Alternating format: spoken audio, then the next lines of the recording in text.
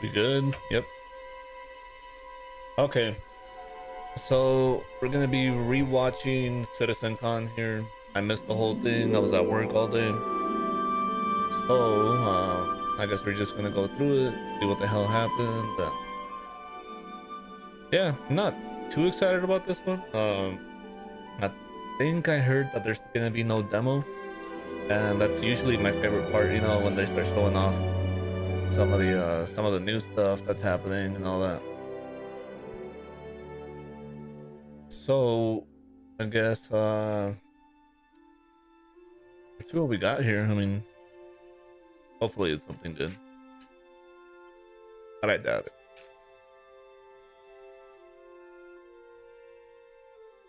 Oh, hold on, let me mess with my green screen a little bit.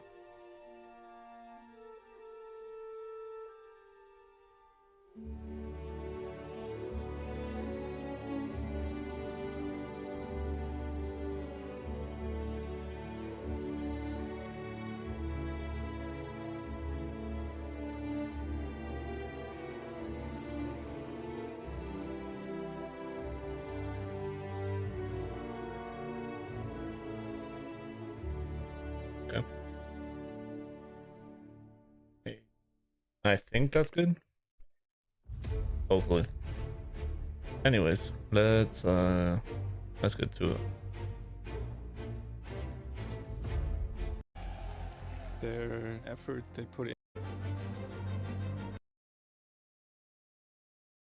There we go. We'll put it at 30 seconds, you know, just to add a little bit of suspense.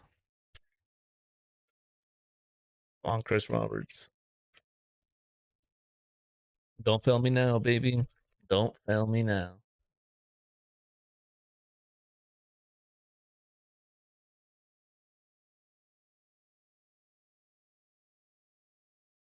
Tell you what my favorite thing about the community is?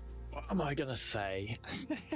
It's gonna sound cliche, but they believe as much as we do. I love them because they continue to support us. It's the only thing that's kept me going. I've seen a lot of games and I've seen a lot of invested players, but they're right there with us throughout the whole process. It's unlike anything I've ever worked on. The thing I really like. That's crazy. I like how I just turned into a ghost all of a sudden. To new players entering the verse for the first time. New players come every day, and I find that they're always happy to show people the ropes. I found it very wholesome. When I first did the Citizencon, where I got to fly the Carrack, everyone was so supportive, and the cheers I got when we were flying through that wormhole was unbelievable. Dude, I remember that. That was definitely my favorite part of any Citizencon. I mean, I've only been around for like, I don't know, 4 of them, 5 of them. I love watching them on but break. Man, it was so fucking excited to see that Carrack traveling through the wormhole. Atmosphere that just looks really grand. I'm still waiting for that, man. Like, that's some of the incredible fan art. I'd love to do that. Come out of them. Hopefully by the end of the year, if Pyro comes out, we finally get wormholes. I wouldn't like it to be just like a 30-minute long quantum travel. The new and exciting ways they find to break shit. Just the random stuff that you do. It's not like the gameplay we intend. People doing crazy stunts in their ships. I'm from the character team. That's why I think it's cool when they show off all the ships, because that's really the only time I get to see them. They create the community by themselves, and that's really, really cool. You and me both, bro. You and me both. Community around events. Going to Bar Citizen. It's always fun to meet some of the backers. They've all been lovely to me in person. Even if they're like really frustrated, you can tell it's just, they have so much love for it. I really like when the community is very detail-oriented about our work. To see how excited they are about our progress. How much inspiration we get from them, from their ideas. I love the genuine enthusiasm. The quick turnaround on feedback. I love that. And how they're always interested in what's coming up. I especially appreciate the people who are able to keep track of dates. They, call us out. It really impacts our decision-making process for, what did we That's do right? What all of us? Wrong? All of us expecting the latest fucking patch, expecting the latest feature when things that they've been bragging about for freaking months and years. They really do make all this possible. I'm glad she likes the fan base. We all are. My favorite thing about the community it'd be impossible for me to narrow it down to one. No, I know. Somebody said you had to. Just talking about I'd lore probably just turn and stuff, walk right? away. People that keep track of when the Hurston family purchased the freaking Hurston system and all the Stanton system and all that. Hi, I'm Chris Roberts. Ever since I saw Star Wars as a wide-eyed 8-year-old, I dreamt of being a hotshot pilot saving the galaxy or a lovable rogue making my way across the cosmos. It inspired me to make Wing Commander and has influenced everything I've done since then. 10 years ago, after 20 years of making games, I was burned out, so I took a break. But I never stopped playing games nor loving them. And now, I'm ready to come back, and I'd like to show you something I've been working on. But I don't want to build any old game. I want to build a universe. I want to build a game I always wanted to build, but I didn't have the tools to do until now. One that you can fly off a carrier fighting a heroic war on the front lines, but also one that you can muster out and find your own fortune in the stars wherever your spaceship takes you. I want to be able to share this experience. Oh, this is some of the Squadron 42 footage, I'm guessing? Not just AI. And I want this to be as good or better than any other game out there. And I want to actively push. Maybe it's like whatever build they have None of this would have been even they have possible completed so far. But with Moore's Law driving PC performance and cost, and the gaming community embracing talented developers via crowdfunding, I believe it is possible today. A vertical Never slice, been if you have a will. small vision. And so I thought it was best if I share my ambition with you visually. I'm pretty Why the excited hell are about you so it. sweaty, Chris? So I had to come to What is happening, bro? 10 years ago, I stepped out onto a stage at GDC Online in Austin, Texas, and revealed Star Citizen to the world. We broke all records in crowdfunding, helped kickstart a revival in space games, and embarked on a journey with all of you to build the most immersive virtual universe ever conceived. I did say that I'd never been accused of having a small vision all those years ago. Every year since then, we have celebrated our anniversary with what we dubbed Citizencon, a celebration of all of you, our community, without which we would not be here. When I made the original welcome, pitch for Chris. Star Citizen, there were no employees, no studios, and just a proof of concept demo cobbled together in CryEngine by myself, the help of a few people in their spare time. You couldn't play Star Citizen as it was an idea, not a game. The first few years was more talk and not as much show, but we managed to release the Hangar module in 2013, Arena Commander in 2014, and the first steps into the persistent universe with Star Citizen Alpha 2.0 at the end of 2015. The real game changer was Star Citizen Alpha 3.0, which we released at the end of 2017, which allowed players to first step foot on fully realized and detailed moons instead of just traversing space. 2018 brought the first planet in Hurston, and from there we filled out the rest of the Stanton system from ArcCorp to Microtech and finally Crusader with its floating cloud city of Erasan last year. Today, there are just over 4 million registered accounts, with 1.7 million of them having purchased the game. And while we still have lots of features and content to build before I'm ready to consider Star Citizen done, people are playing more than ever. This year, our average daily unique players is around 50,000, and we have peaked at 130,000 several times this year.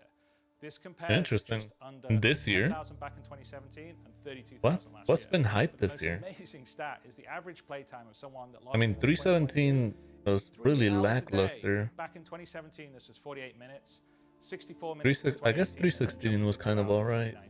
Had some pretty good changes to it. In 2022 alone, people have spent 36 million hours in the verse so far.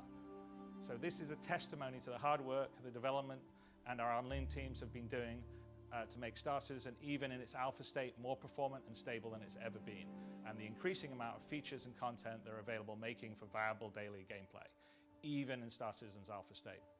Cloud Imperium Games has grown just as much. Today we're at 835 staff worldwide, all dedicated to building the most Damn, immersive 835, virtual dude. universe ever. In the next few weeks, we'll be welcoming 500 staff to their brand new studio at Manchester Goods Yard in Enterprise City, where we are filming this show from. All of this is down to your patience and support. Building a game of the scale, detail, and scope of Star Citizen, as it is conceived today, that allows us to seamlessly go anywhere from inside to outside, from space to planet, with no loading screens, all with millimeter detail, with everything being explorable, persistent, interactable, with thousands of players online together at the visual quality of the biggest AAA games, is perhaps the most ambitious goal that has ever been set off towards in gaming. I am both humbled and thankful of being in the position of chasing my dream to build a truly immersive universe. And it has only been possible by building it outside the traditional publisher system, with a direct relationship to our secret source, you, our community. The strength of the Star Citizen community is the real unwritten headline to our longevity. Secret sauce, huh? The connections and friends people have made along the way, the events organized inside the game and outside by the various orgs. This year, we've had 140 Bar Citizen events put on around the world, with some of the most recent being in China, South Korea, Singapore, Paris, and Florida. The Chinese Bar Citizen had over 300 attendees and a 5-meter-long 3D printed model of the Retribution Super Battleship from Squadron 42 built by the local community. That's pretty cool. Next year we can return to an in-person Citizencon, and I and the rest of the team at CIG will have the chance to spend some time with you in person. Oh, I was fucking love that, man. I was fucking love that. I decided to go to Citizencon, right? I'm like, okay, this year it's gonna fucking happen. It's gonna fucking happen. I was like, as soon as the tickets come out, I'm buying my ticket. I'm getting my plane ticket. You know, we're going out to LA. We're doing the damn thing. Fucking COVID hits. Fucking COVID hits, man. Unbelievable. The only constant in game development is change. Constellation Phoenix, my favorite ship. Prototyped by Roberts Space Industries, commissioned from London Shipyards, Earth, Sol 3. Launched October 2952, Manchester Starport. Captain Jared Huckabee. Jared, that wasn't the deal. You weren't going to be the captain of the ship. I sent an email. Oh, that must have gone in my junk folder. Take a seat. Okay, Welcome well, aboard. that's not bad. It's quite a nice little setup here, isn't it? We've been talking about this on and off since 2015. I know. I had to do something to get you over to the UK. Hey, you know, he knows what I like. So what do you have? Well, let's do a... Hey, Jared, can you sit down, bro? It's a little weird just seeing you from the mouth down. No, I can do this really dry martini. Come on, Jared. Pre-prepared before shooting. Be a team player. Hey, it's our first show. We gotta start small. Look at that. Hey, we'll get better. So what do we just do? Well... Hey, it's our first show. We gotta start small. Whoops. Look at that. Hey, we'll get better. So what do we just do? Well, the past 10 years and the future, the next 10 years and beyond, and the community. Oh, we did that as another area. Cheers. And cheers. We didn't even plan that. Oh, right. Wow. All right, so. That is strong. Ooh, vodka. That's why we didn't cover anything. So what do you think? Look at my jacket. From. Stegman Cordamon, Voyager. Nice. It's a bit blingy. I mean, Is that Star Citizen branded vodka? Roxbury. No. Twinsies. I don't be a twinsy with you. No. Let me check the rest of the set out. Wow, Chris. Total fucking hater, man. Not saying it'd be the same for me. Oh wow! Look at all these. That's great, Chris. That's fucking awesome, dude. This Hadician artifact. Just blow off Jared. That's really cool. Dickhead. The Citizencon trophy. Wow, that's brilliant. Yeah, well, Dave had to hook me up. You're gonna sit in my chair. I am. It's a very nice chair. I like the desk. We've got a bubble head. This is a great place to interview people from. What's it like sitting over there? I'm getting a newfound appreciation for how awkward it is on this side. So what do you think? We should start the show? I think we should start the show. All right, let's start the show. Our first presentation of the day is Planetary Pyro with our good friend Maximilian Kailish from our Frankfurt studio. He's going to take you on a tour of 6 of the neat locations coming in the upcoming Pyro system, the first of our Journey to 4.0 presentations of the day. So take it away, Max. I really want my chair back. It's a very nice chair. We'll talk about it. We'll talk about it.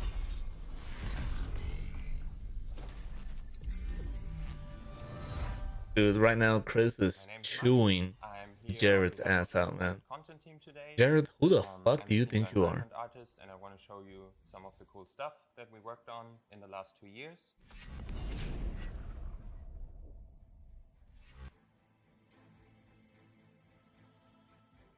So I have Pyro 1 open already. It's live in engine.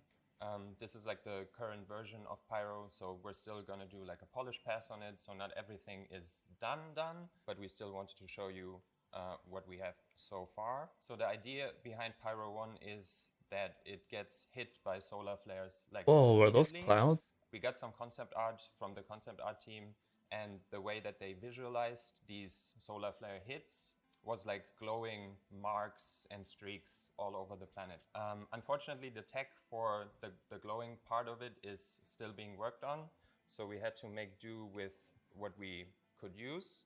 So it's not glowing, but you can still see a lot of the blue coming in. Yeah, as you can see, Pyro 1 already has some volumetric clouds. Not all of the Pyro planets have their volumetric clouds yet. So let's jump to one of the blue spots on the planet. I just tweaked like the sun position a little bit to make it look a bit nicer. Oh, sweet. We got Nernru now. Oh, never mind. Why Crystals. it's blue. We added like Whoa, tons those of are these big. crystals to Pyro 1. We've used crystals before on Wala, but I think we were a bit too yeah, we played it a bit too safe on Wala. I think we only put like crystals as ground cover assets. But for Pyro 1, we really wanted to push the shapes. So you can find like these really large crystals here. Heisenberg would be really happy here.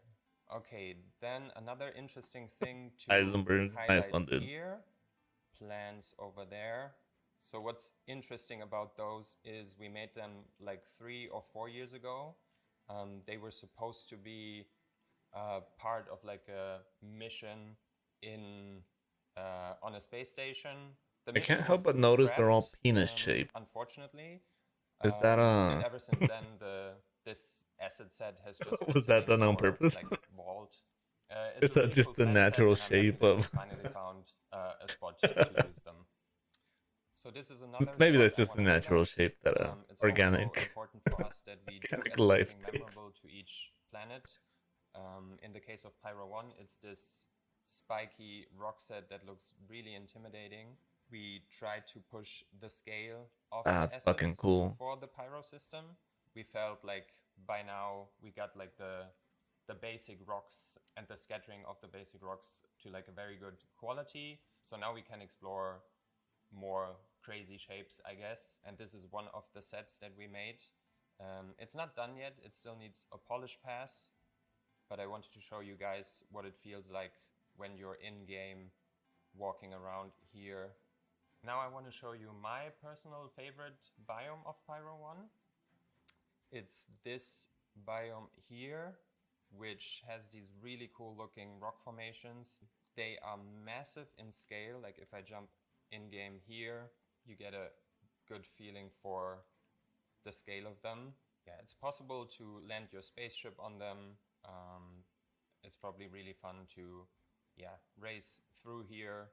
We can imagine that this is going to be like a nice combat space as well, because they do provide nice cover. Let's just jump to a couple different areas on Pyro 1 before we move to Pyro 2.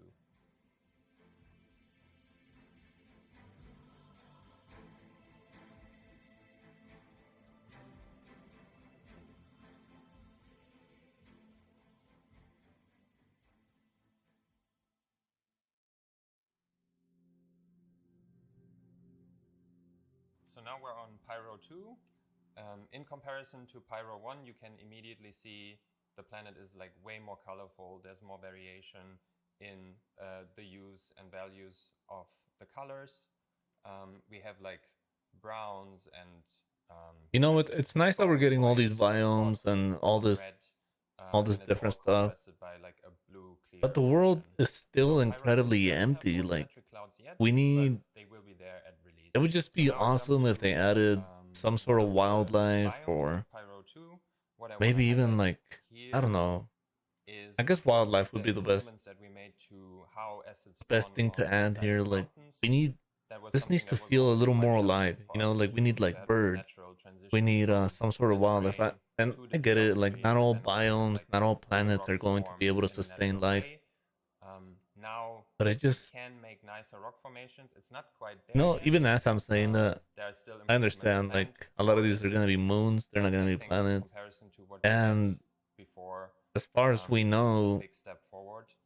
as far as we know, the You might universe see is vastly empty. the Like drawing the life distance seems of to be, assets has been greatly life seems to be improved. more So uncommon everything you than see here not in the distance is actual geometry. with our So if current you were to knowledge, right? fly all the way over there, you would So I still guess see it makes sense. It's that just this I don't know. is, It feels so empty, man. yeah, Like cliff formations. I would And I like think to it looks really see cool with, like, the I would like to see silhouette of the more terrain.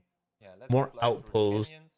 with people. You know, Using I'd like to see spaceship, but maybe not more for that AI flying through the I'm planet. just gonna use the camera in edit I don't mode. know, So now I just jumped ahead something to add a little really cool more biome on Pyro 2. a little more life, you know, It's to these simple, biomes, but I to these think sometimes to less these is worlds. more. In this case, what sets this biome apart from the rest of the planet is that we added these calcified trees, and they spawn in very dense clusters. So you almost get like little forests of them. So it's supposed to Little be forest, very bro. dry and kind of dead, but still in a pretty way. Okay, if we look at it from This man angle, has never what I touched really like grass. about this biome If is he thinks that's a the fucking contrast forest. that you have here on the terrain. It's pale, it's dry, but then in the background you have like the nice clear blue ocean. So this is one of the red areas on Pyro 2. It's kind of like a sandy desert, but we try to add like a lot of different geology assets, different mixes of bushes and grasses. So it's not like a dead desert, but it feels kind of lively.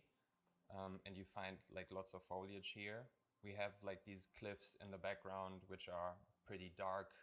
And it's another nice contrast of this planet where you have like the saturated red terrain and the dark bedrock. So jumping to this point here, what I want to highlight is the improvements that we made to our ground textures. So previously, like 2-3 years ago, we had to rely a lot on ground cover assets to add geometry and detail that the ground textures alone couldn't give us.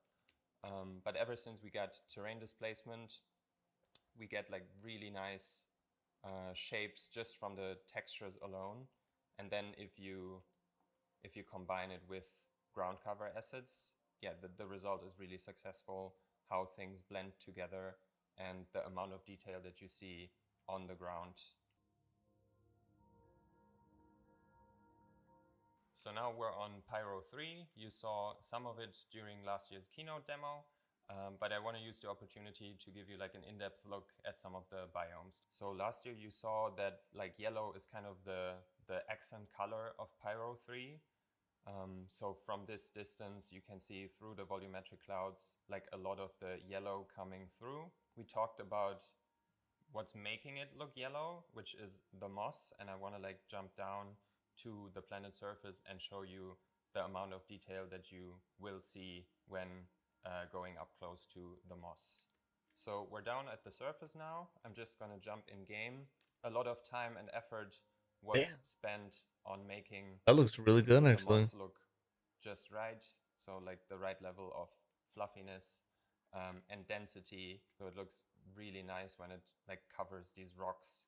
And then we also have like lots of smaller moss on the ground. We combine it with like yellow grass and it makes for like a really interesting biome. So it was really important for us to make this biome look really dense. So we pushed the amount of acids that we're using. So it's basically completely covered in foliage. Compared to Hurston, for example, Hurston and Microtech, which are probably our densest planets when it comes to foliage, this is way denser. The good thing is that we don't have any trees here, so all the budget we can use on ground cover, on grass. Now we jump to a Pyro coast biome. The improvements we got to the coast biomes is that we can now use a OPR override for every single biome. Previously, we could only use one global override per planet, which, as you can imagine, is not enough when you have something like Stanton 4, where you have snowy regions and the spruce tree regions, and one object preset just can't cover every coast. We added these coral, like coral geology set to have some of the yellow also along the coast.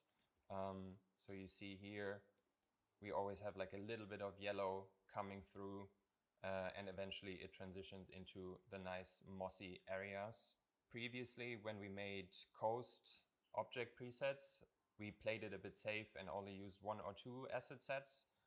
But due to the fact that we can now push the density along the coast as well, you can find different kinds of coral, seaweed, different pebbles and rocks, and other stuff. Now I jump to one of the volcanic regions on Pyro 3. You might not expect to find vegetation here, but we did add a little bit of vegetation to this region to make it a bit more interesting. What I want to highlight here is the quality bar that we set for ourselves when it comes to improving the look of our vegetation. So this is Wow. one of my favorite new vegetation sets That we looks created. really fucking good. You can see the amount of detail on display. Here we have like nice little flowers and these like knots or whatever, like pots. And it's just like a really cool asset set.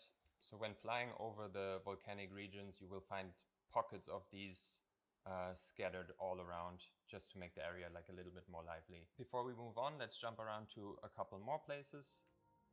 What? Bro. The fuck was that? Lord of the Rings?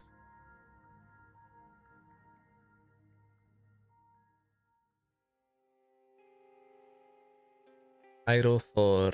Now we're on Pyro 4, which is my personal favorite of the Pyro system. Yeah, Right, just for right. disclosure, you can probably tell that the clouds here are not done yet. They do look a bit busted, but yeah, they will look amazing once the planet comes out. So let's focus on the terrain shapes. We created some of these terrain shapes special for Pyro 4 because it's loosely inspired by like Scottish Highlands. So there's not a lot of like verticality. Not a lot of trees, so everything is kind of coming from the terrain and from the smaller assets that we scatter on the terrain geometry. So jumping in game, and then you can see the amount of ground cover assets on display, the variation in color, but it's all grounded by like the color of the soil, and it just looks like we have Gotta put on some eye multiple drones. My eyes vegetation are sets on super display dry. here. BRB. So first of all, we have this bush set here, which is called, I think it's called a fire stalk, which, yeah, it's kind of like a modified version of the real world thing. They add like a little bit of color to the area and make things pop. Then we have these ones here. I forgot the name of the asset set. Yeah, they also look quite saturated and interesting. We also try to improve the quality of our tree sets. If you compare like the trees that we have on Hurston to these ones, the geometry count is way higher, the texture resolution is a bit higher, and they just look more polished and nicer, which means that eventually we have to go back to Hurston, to Microtech, and give the trees there like a little makeover. So what was really important for us was to improve the blending between different biomes. So you see here, these are two fairly simple biomes. There's a clear distinction between them, but the transition still feels very natural. So if we go down here, you have like the red grass and it kind of feathers out. Yeah, it feels very organic and natural. Let's jump to the most experimental biome Much that better. we've made so far. So for this biome here, the concept art team gave us some really interesting concept art, because this is easily some of the biggest rock formations that we have in the game so far. Actually, let me try to fly a ship so you can see the scale of them. So they're massive in scale, and what was the hardest part about getting these to look right is that they're supposed to look really good from a distance, because you would expect something this big to be visible almost from space. But then the tricky thing is also to make them look good when you're standing up close to them.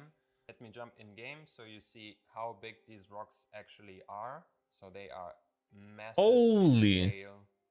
You can probably land your spaceship Whoa. on them and walk on them, and they make you feel like really small. But I think it's a really good visual that you have these like dark gray rocks against the crimson of the Dude, that soil is and the grass. insane. So here's a little happy accident where we have the volumetric clouds Oh, that's covering the terrain. That's really cool. And because the height map, the difference in height is so large, we actually get like shapes of the terrain poking out of the See, it'd be volumetric nice clouds. to like add some missions in areas like this, throw some NPCs in there, and then, you know, like, it'd be so nice to be able to like do some stealth missions or something like that, you know, through the fog. Like, so it's gonna change a bit. man, Because I mentioned biome diversity along the coasts before, I just wanted that to looks really highlight cool what too. one of the The coasts water in definitely Title looks 4 looks way like. better. So this one Way is better. kind of this wet sand. We scattered some of the seaweed, some of these lava plates, and some of these pebbles, and then we also get like nice seaweed moving with the waves of the ocean. One interesting thing on Pyro 4 is that we have a massive crater region. On other planets we have individual craters which are a whole height map, or like 3-4 smaller craters on one height map, but this is actually multiple height maps forming one large crater, and you can see it all the way out in space. Wow. Like this whole region is one big crater, so it's a mix of like the global displacement texture and then the height maps of the ecosystems spawning on top, plus the volumetric clouds. Oh my god, that looks so cool. Now we've flown down to the surface of the crater. We wanted this to feel very, yes, spooky and grim and kind of dark. So we have these dark fantasy forest-looking trees. That looks incredible, man. That looks incredible. Creepy. If they could only add something to do in areas like this, because I mean, it's cool to go explore, right? Like, it's kind of cool to hop in some sort of ground vehicle and then just get out there and, you know, explore a little bit. But that gets old, man. Like, there's only so many things to see. There's really no points of interest. There's nothing special to find out there. Like, let's say we could go to an area like this and find an item that's worth, I don't know, 50,000 AUAC, or, you know, something that's incredibly rare to find. But give us something, man. Give us something to do in these really cool areas. That's one thing that I think a lot of people enjoy about MMOs, like being able to go to cool areas and then having extremely rare items to find, or rare items to find, or, you know, coming out with the sense that the journey was worth it. Because otherwise, yeah, like a lot of people like exploring, and I like exploring myself as well. It's just, it gets old so fucking fast. There's like a little bit of a bump up, and then it goes down to form the crack, and then we scatter the ecosystem height maps on top to get the look that we want. So if we go down here, you can see we start with like flatland shapes, some smaller craters, and then it transitions into like these quite spiky looking mountain formations. And then down here, the whole feather ambience into of like these longer ridges looks of incredible, I gotta bedrock say. before it becomes smooth Really down does. here. And if we jump to this point, which is a really cool spot because like the sun just hits the obsidian in the right way and everything looks like nice and shiny. You can see here that the ground looks quite different from other planets. So instead of soil, it almost looks artificial in a way. Asset-wise, we're using one of our obsidian sets that you can also find on Stanton 4. This one got a bit of an update, a bit of polish, so we improved the shapes, different textures just to make it look extra cool, like the way the sunlight hits these surfaces.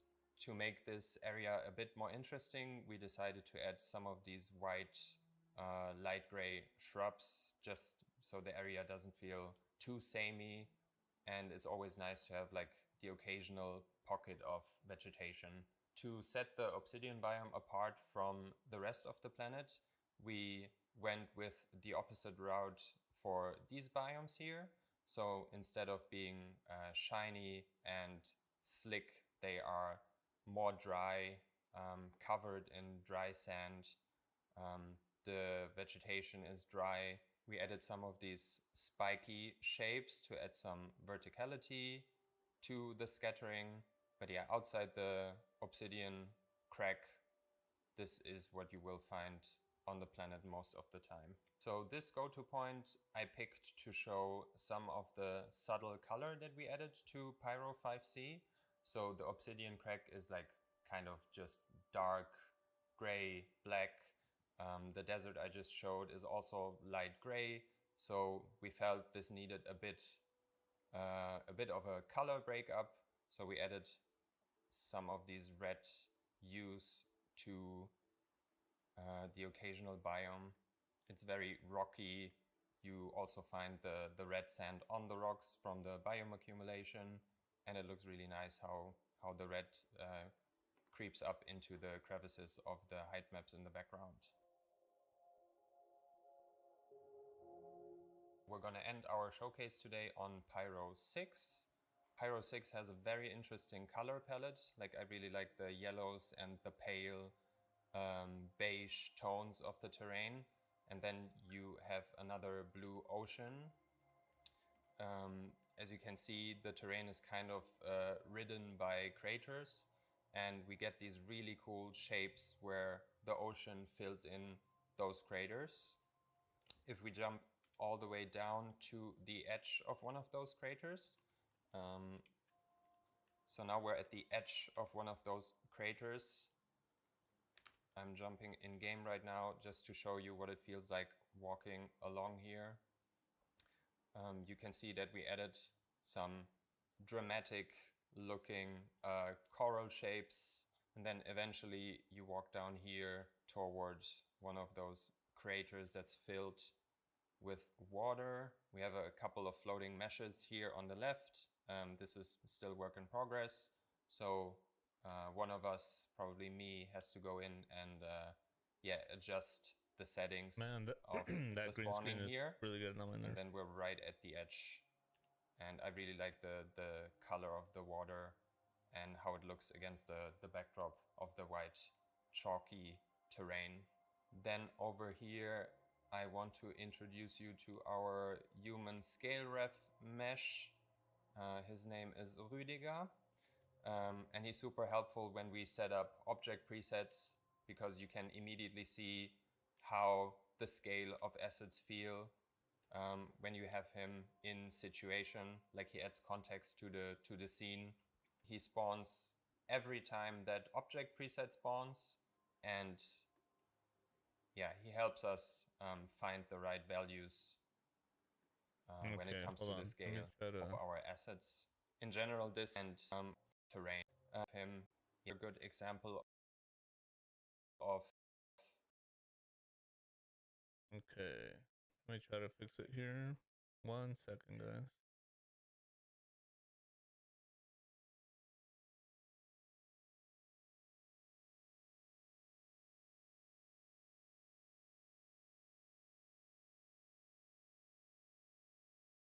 Let's see, similarity. I think that's what it is. That looks better. How our ground textures work together with the assets that we put on top.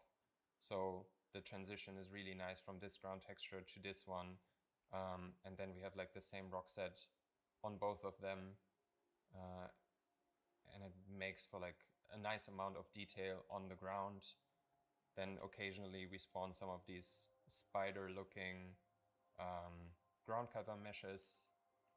So this spot here is really nice because you get like the particles, the monochromatic terrain, the assets, and it's all against the backdrop of the skybox of the Pyro system, which is red.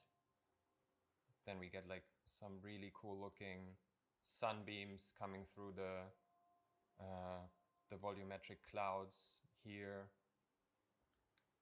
And then if I turn the sun and we make this dark and I jump in game, you can see how drastically the skybox impacts the lighting when you're on the dark side of the planet, and the skybox is just yeah, it looks really good. So this is the skybox for the entire Pyro system. So you will see it on every single Pyro planet. It's just that Pyro 6 has like a very thin atmosphere, so you see it well here.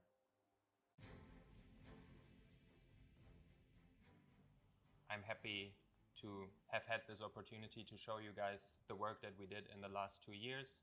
I'm super excited to see you guys explore the Pyro system for the first time, to hear your feedback. There's still work that we have to do, but I hope that you are even more excited than before after seeing what I showed you today.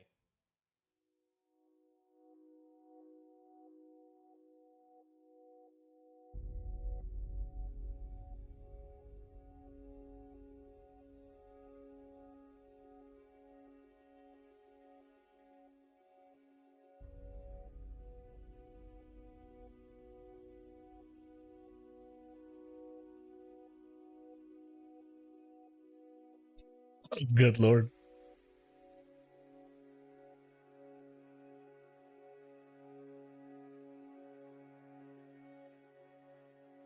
That's way too bright.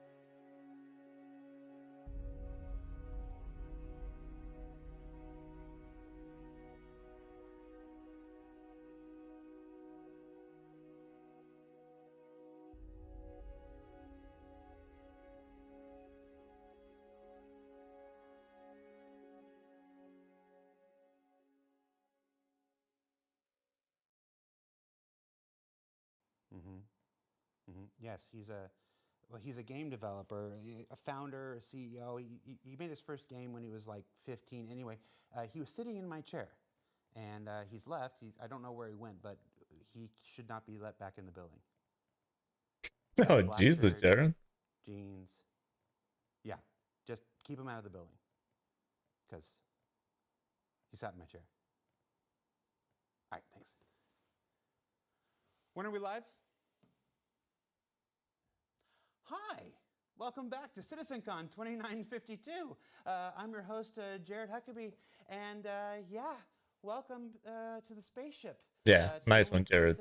Better play it up. Joined here by two CIG luminaries, VP of Development, Mr. Brian Chambers, and Chief Development Officer, Mr. Aaron Roberts. Hey, how you doing, guys? Not too bad. You were looking at me, and you thought I was going to forget it because I couldn't remember it. That's right. During the thing. I'm not good with titles. I know. I've had 6 of my own, and my job hasn't changed. I can't check it. So I like your dig. that's what I was going to be first question. Welcome to the spaceship, guys. Yeah, how you doing? Absolutely. Good. You like it? You like it? We have been. We have been talking about this, dreaming about this, and just imagining doing this since 2015. Every time we talked about changing the stuff up and whatnot, like what should we do? It was always like, we should build a spaceship. We should build a spaceship. It's always like, yeah, someday. But we did it. I'm sorry. No, it's cool. It's way cool. I'm sorry. And you're always shooting stuff. You're shooting material constantly. Drop off. We have early. It's because we don't have. Tell us what you're just thinking about. Not necessarily the next thing or the thing after. Like, share the earliest design stuff for how a thing might work. Everything you're about to see can and will change dramatically from the point of today to the point where it makes the game. But we wanted to open that curtain to the earliest points, and we've got Luke Presley and Elliot Maltby, who are going to discuss an entirely new kind of mission. Not a new mission, an entirely new scope and type and design of missions that move away from combat and transport and go more towards cerebral deduction and investigation. So here we are, Design Brief Investigations, and we'll see you when you come back. Take care.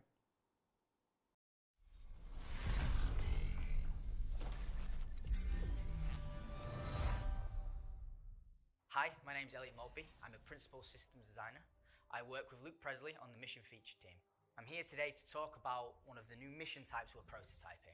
So this is an early look, a new mission type, and usually we don't give you a look this early. It's because we don't have the nice shiny visuals. But people keep asking to see the design brief, so we thought, what the heck, we'll let you see.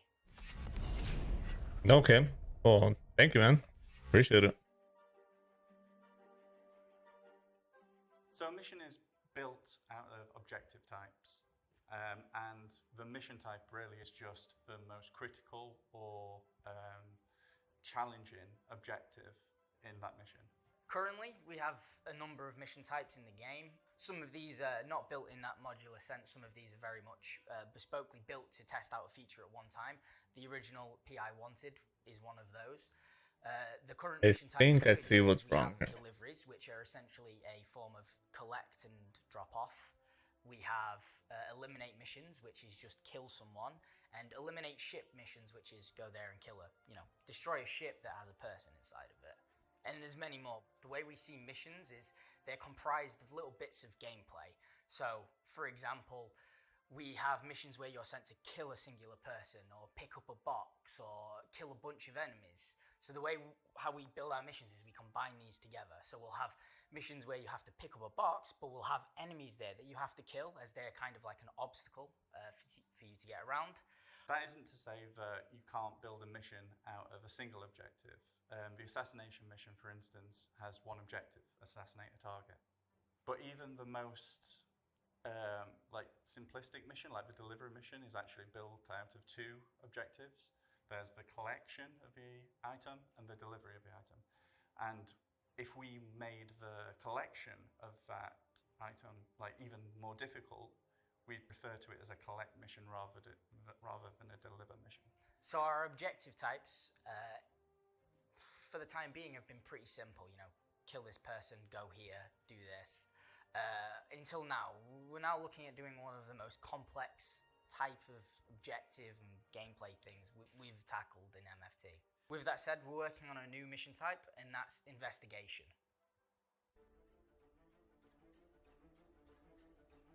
Currently in the game, the player can feel like a bounty hunter, a mercenary, a person who does deliveries, a cargo hauler.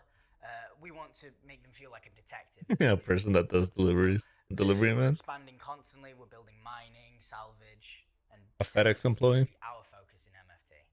The experience we want to give players with the investigation mission is that they feel like a detective, that they feel like they're collecting evidence that will ultimately answer the question that has been posed to them, and that they're able to kind of search through the evidence and find the red herrings and choose the right answer. So what we want is we want to build a mission that requires you to have to think, requires you to have to look around, search your environment in detail, look at each individual clue and make sure you fully understand it before you make your decision as the detective. And there'll also be red herrings thrown in there. So evidence will really have to be like poured over to be able to determine whether it's actually credible or not. We also wanted to create narratives around our locations that we haven't done before, like really dig into like why has this derelict become a derelict, or why have all the ship's crew come to be dead, or why has this cargo gone missing. At the core of this mission, we're really asking the player to use their brain rather than their gun or their ship. So for this mission type, I don't want to breadcrumb players along. I want you to feel like a detective. I will give you a story, I will give you little bits of clues, and you have to make up this full sort of painting and decide exactly what has happened here. And then the rest of the decision is on yours. I might not tell you if it's wrong or right, you might find out. The idea is that you feel like a detective and you're so sure of your decision that you're going with that. So the next stage in this whole process is building a pitch. You know, we have to come up with our ideas, how we want it to work, and then we have to present it to CR, Tony and Todd, and make sure they're all happy with it and all of our visions are aligned. So when we're building the pitch, we start off by going over the ideal experience we want for the player. We start off with the most advanced things, all the gameplay mechanics we could dream of to bring this sort of role to life as a detective. And then we have to start looking at stripping it back to see when we can release it, what's the minimum viable product for this experience. And in the case of the investigation mission, we came up with two. So the first pitch is extremely simple, and it revolves around being able to find a definite answer, like something that is undisputable. For instance, we came up with a mission where there is a repairman that's gone missing, and you can go to his office and you can find some correspondence that will lead you to another place, which will have his like work itinerary on there, and they're all crossed off until one. And if you're smart, you'll go to that location, and should you go to that location and do a little searching, you'll find his body there, and he's been like electrocuted, fixing the final thing on his list. And there's your definitive ending. Whereas the second pitch, it's more about allowing the player to choose when they're done, like when they think they have solved the mystery. And the way we do this is we scatter evidence around the location and clues that lead you to that evidence. And obviously there can be red herrings in there. You can get your like answer up to a credible state, which might still be the wrong answer but you can complete the mission then. Whereas if you'd have carried on digging a little more, maybe found a few more clues and followed them, you would perhaps find an indisputable piece of evidence. Why is that guy naked? Oh, well, I guess looters, right? Like the bonus. I would think. And both pitches had their strengths and weaknesses. The simple pitch, we could see how easy it was to scale, and it involved less complex narrative work. But we ultimately decided to go for the second because we liked the idea of giving the player the agency to decide when they were done. So we're in the prototype phase with the investigation mission, which is more important than ever because it's such a complex mission, and we need to ensure that it's scalable and that other designers can make their own mysteries with it. With the pitches, we can now prototype and sort of get that gameplay feel and see which one we want to explore more for the player's experience. Some of the hardest points of this are going to be the scalability of it. An investigation at its core is a story, so the story should always be at the forefront and the focus. So the first stage of prototyping was to prove that we can make it like a mystery happen in the most restricted location we have, which was like a derelict. So this kind of interplay between the crew of it. From there, we're going to expand so that it takes into account more locations and uses all of the like evidence retrieval interactions that we currently have. For instance, like you can kill a guy and get information off him. You can find a corpse, get information off it. You can loot a box, get information off it.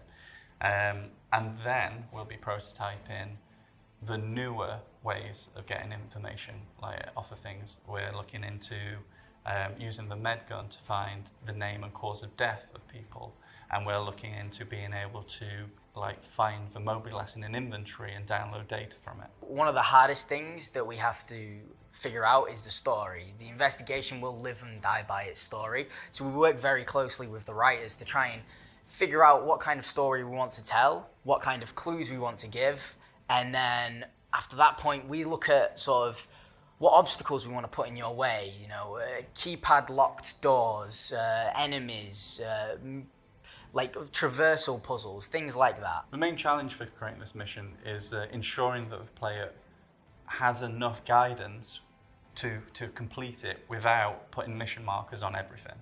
Like, it is supposed to be about them searching, figuring clues out for themselves, and finding the answer themselves.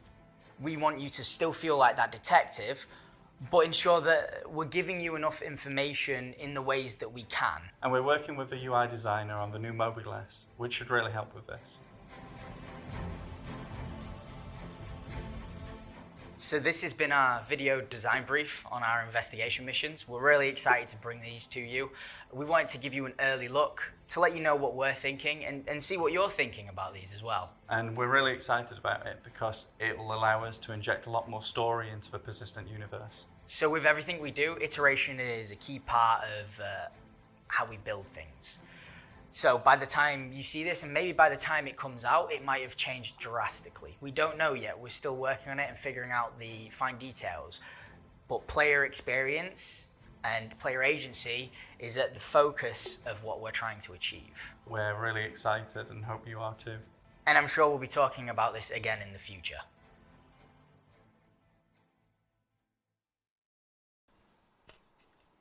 And that was Design Brief Investigations. Joining us here, and the only constant to follow up on that, is Star Citizen Live Game Director, Mr. Todd Pappy, and Star Citizen Narrative Director, Mr. Dave Haddock. How you guys doing? Good. Good. These missions. We've got combat missions, we've got calling missions. This is a whole new narratively driven kind of initiative for the Persistent Universe. What can you add to what's being said? How does this work, Dave? What kind of missions are we talking about? What kind of stories are we looking at here? I mean, it's, again, we're still trying to figure out, it's a really interesting technical challenge because basically, with a mystery, it's tied into the story. And so, but because we need to populate the universe, like it's presenting a really interesting challenge of how do we make these modular, but yet still feel specific. So it's a really unique challenge to try and navigate those waters and tell something that's satisfying. And again, kind of a new style of gameplay to engage people in a much more non-combat specific way that lets them kind of take advantage of all of our systems and just kind of explore and get to be these kind of, detectives. Right? Well, and ideally, it's so B. Now, it kind of launch the patch. Watch the live stream, something that people really that came about during where we explore our next Journey to 4.0 presentation, the new Underground, where we explore what you think you know about underground facilities and then explode them in a whole new way. So check that out. Explode them, huh? Okay. I'm intrigued. Hello, I'm Ian Leyland. I'm the art director for Star Citizen, and today we're going to talk about underground facilities. Now, this was a presentation that we gave Chris internally a little while back, and what we're going to cover is how we're going to take one of the locations we have in the game right now, but actually really design it from the ground up to be the location archetype that we really wanted. Okay, let's get started.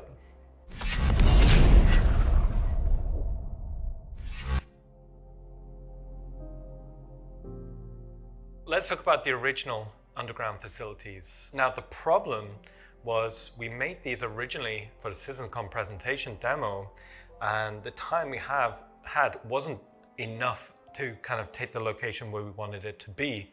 Now, It He's kind like, of we fits only the had current 6 years purpose. to get It's this done. fairly small in scale. It gives a multi-room layout opportunity for FPS combat, but we always knew we wanted it to be able to scale, you know, small, medium, large, to accommodate maybe 60 minutes of gameplay time per location. So how do we go about designing a location archetype from the ground up?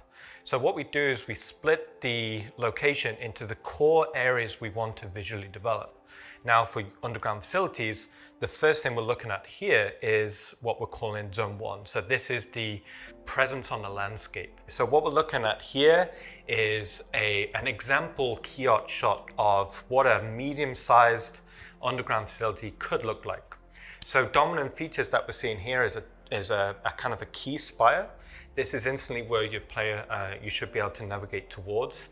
This could be like a corporate wing or an executive landing pad on the top. And then moving down is very important to be able to get the landing pads or the landing hangars quite close to the facility, because we wanted that experience as the player lands. They're not far off from the location, they're actually quite close, and you should be able to see a little FPS area where the player lands.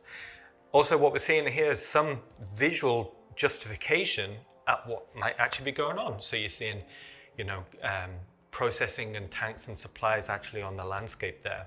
Now, what I was saying before about it being a kind of a much braver visual presence on a landscape, so we designed the silhouette primarily, so you'd be able to recognize these as a location to aim for. Also, what we're seeing here is we thought it'd be cool to actually have surface entrances as well. So we're actually thinking about primary, secondary, and tertiary ways for the player to get into these locations, depending on the mission scenario. So like I said before, you've got like executive pads at the top, you've got the main hangars in the middle, and surface entrances down there below. Now moving on to the inside, so after the player's landed through the hangars, to be brought up into the main corporate reception. Now these are going to be quite interesting because we'll be able to rebrand these depending on the manufacturer or the location. That's where we'll get a lot of the variety.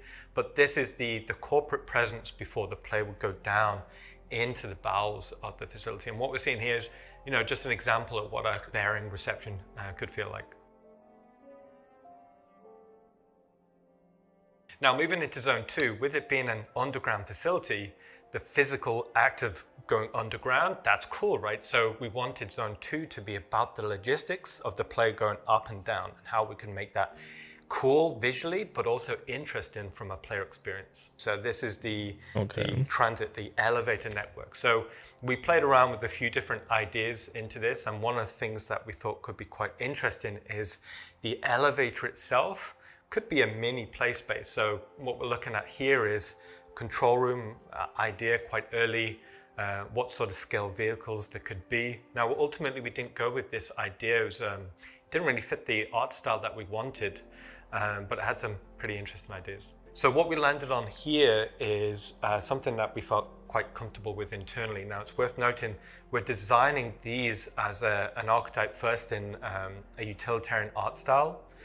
In the future, we'll expand out and do other art style variants. So what we're seeing here is the control room overlooking the main warehouse floor, and then this elevator should be big and clear enough for the player to understand, like that's where logistics will go up and down. And for the elevator itself, we wanted it to be its own play space. So on the top level, that's where containers will be shipped up and down. But maybe underneath it, there could be little nooks and crannies. If we wanted to stealth into the location, we'd be able to give opportunities for the player there. And down below, this is what the player would kind of see. So now they're really starting to get into the bowels of the facility. So echoing of that control room down below, but also this is where we'll present the player with an opportunity to choose the area they want to go. Maybe cargoes to the left, maybe processing to the right, or maybe technicals up above. Part of that process of how we design is we look at things about from the player's point of view. So what we're seeing here is pretty good indication about how the player would exfiltrate from the location. So a lot of the lines are leading towards the elevator because we want navigation to be as intuitive as possible. Come on, guys. Moving on to zone 3, so this is the bowels of the It was facility. So these are going to be spaces that we've never really explored before. A lot of the locations in the game tend to be quite residential, but here we're going for something completely industrial. As a player, you want to feel like an ant almost to the location. The primary purpose is not for you to be walking around, so we dedicated spaces towards logistics, and we put kind of personnel walkways almost as a secondary element. So in this image, you're kind of seeing where, you know, big trucks could kind of go, but we've also got like little nooks and crannies for the player to kind of explore and go into.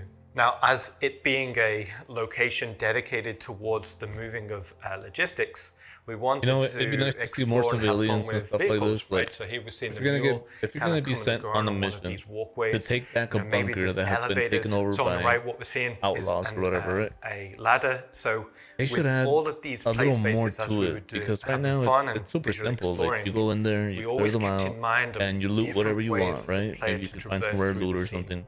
Also, and as bam, part of that, like we wanted to that's think about basically it. That's verticality, your, so not just what do you call linear it? That's direction your traversal, but also ways in which we could go your vertically. game loop or whatever. So maybe you know? Your there's gameplay the loop. concept of a So, cargo elevator within. Let's do something special here, corridor. CIG. Like, what are we doing, kind man? of similar to Let's- how you'd see on a let's character add- be a let's little add control room looking at PMs. the Let's add flight NPCs. deck. Let's add Here civilians. You kind of see something very similar. Let's make it a little more Maybe this realistic. ties So into gameplay puzzles either about add like how a bunch you of could corpses, bring just like cargo bodies, in and I don't out. know, stacked Maybe in an as a elevator player, you're or in trying a to room or steal you some know cargo in a out. freaking There's cargo tons of box, potential something like for how that. we could do Or puzzles make in that it so that regard. we actually So have to looking at rescue this the image, civilians. we Like took maybe loads of the inspiration outlaws from, came in modern-day and aircraft carriers realistically you would about gather how up you all the see, civilians in the pads on the building, flight deck put them go all to in a the room, underbelly. get them under We thought control, this would right? already Like give you'd want to do tons of something like that. opportunity If the for, outlaws are just not straight only, up trying to take cool over the visuals, facility, but trying to keep also it for themselves, ways in which you can you know, they reveal would extra traversal opportunities. So as that it would kill cargo everybody. deck goes down, And those you'd bodies see would be there other ways unless to kind of they're traverse just through into the really facility. neat Okay, so dudes what we're that, looking you know, at they here is loaded them all kind up of an onto a example container or something. corridor. Now, corridors are not Just getting threw 'em out in the quite vacuum. important to us, but they don't necessarily have to be boring. Now, what we're seeing here is an establishment of a radial motif. Now, with this being subterranean, we wanted to always imply that there's a weight kind of pushing down. So this radial motif is the best load bearing. So as a design language, instantly was feeling quite right. So in this traversal corridor, what we're seeing is a few different things. Clearly, there's a clear route for logistics. That's cool. But also on top of that, you've got these side routes, which is where personnel would go. Split hierarchy, so it would be pretty cool for FPS combat, you know, for opportunities there. And then leading in, underneath, you're kind of seeing a tertiary route. Now, part of this could be this maybe is stealth route, or maybe this is the upper area is blocked off, so the player has to go down below. So even within something as a concept of a corridor, we want to design many different avenues for the player to traverse. Okay, so what we're looking at here is the underbelly of that concept we just showed.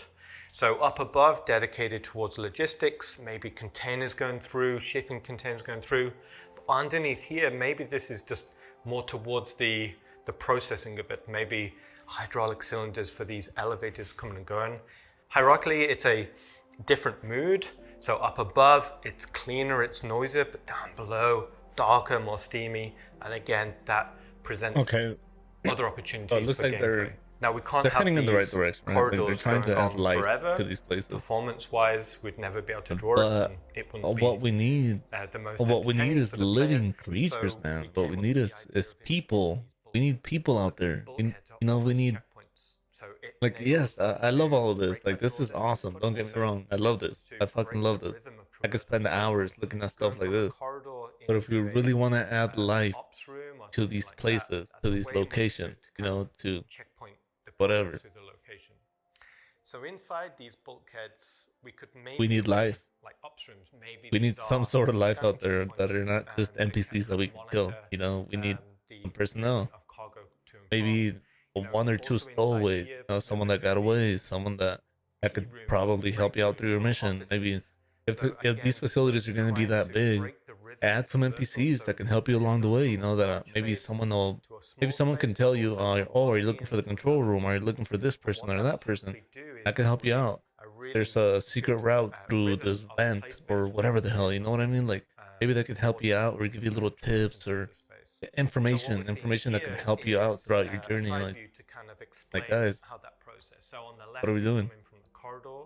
So on the top, we're seeing the primary route through, and we're seeing the bottom route coming in as well. So this is how, again, we're going to try and keep verticality as a traversal motif in mind. Now going from a large corridor set to what we're considering here medium or small. So these are the tertiary networks that will link into the primary traversal route.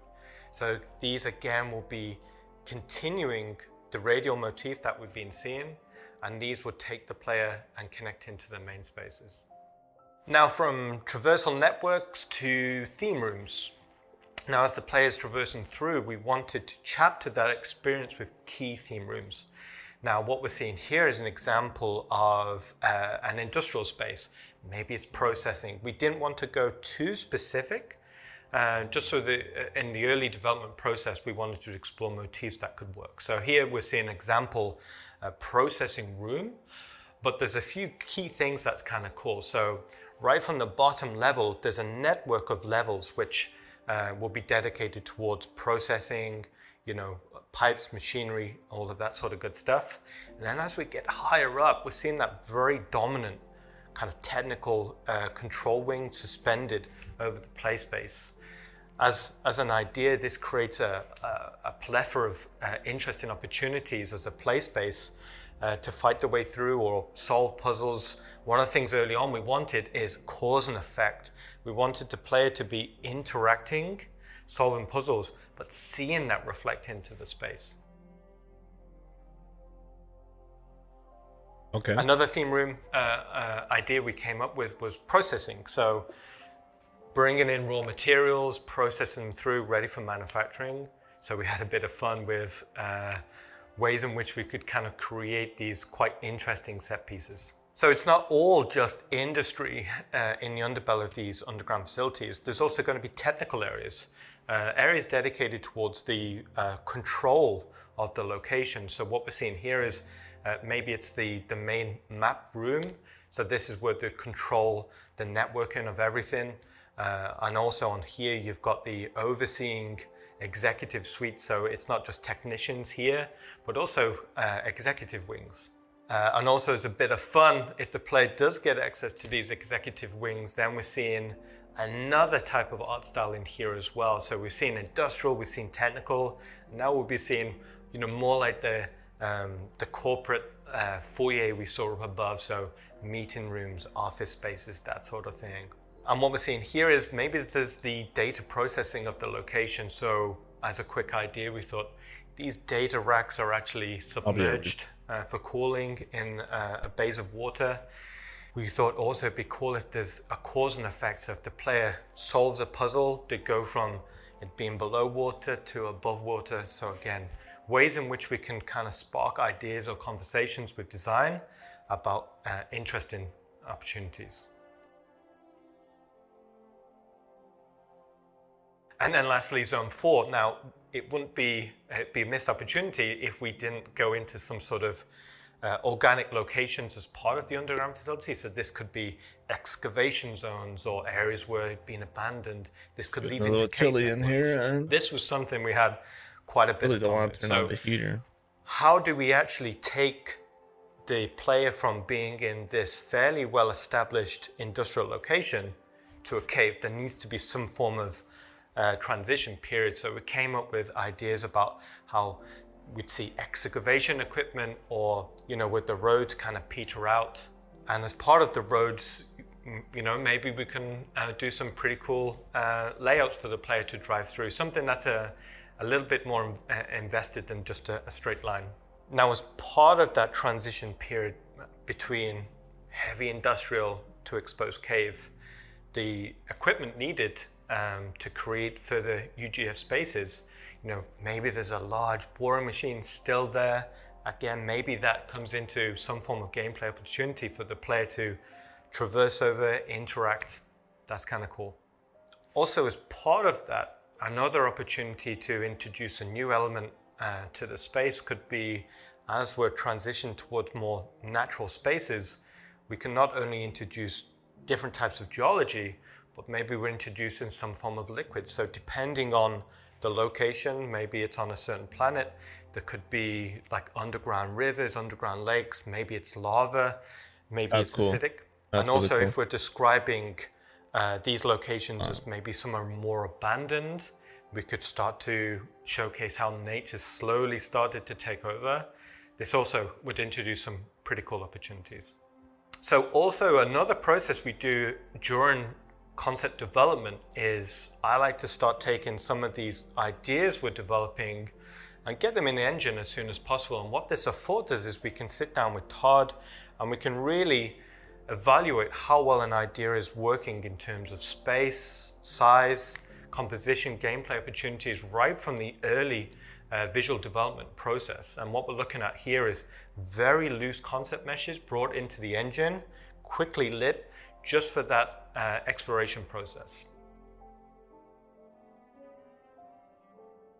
That's an overview of what we're pushing for the new underground facilities. I'm quite excited about it, and hopefully you are soon. And we look forward to showing you more in the future. Oh, I am actually. Those are really cool. I'm excited to see what they do with those. That's really fucking cool. Oh, so it's all like in, what is this, gray ball?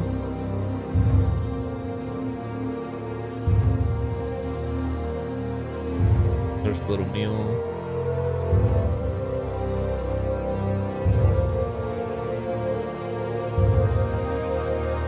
Couple Ursa rovers, looks like.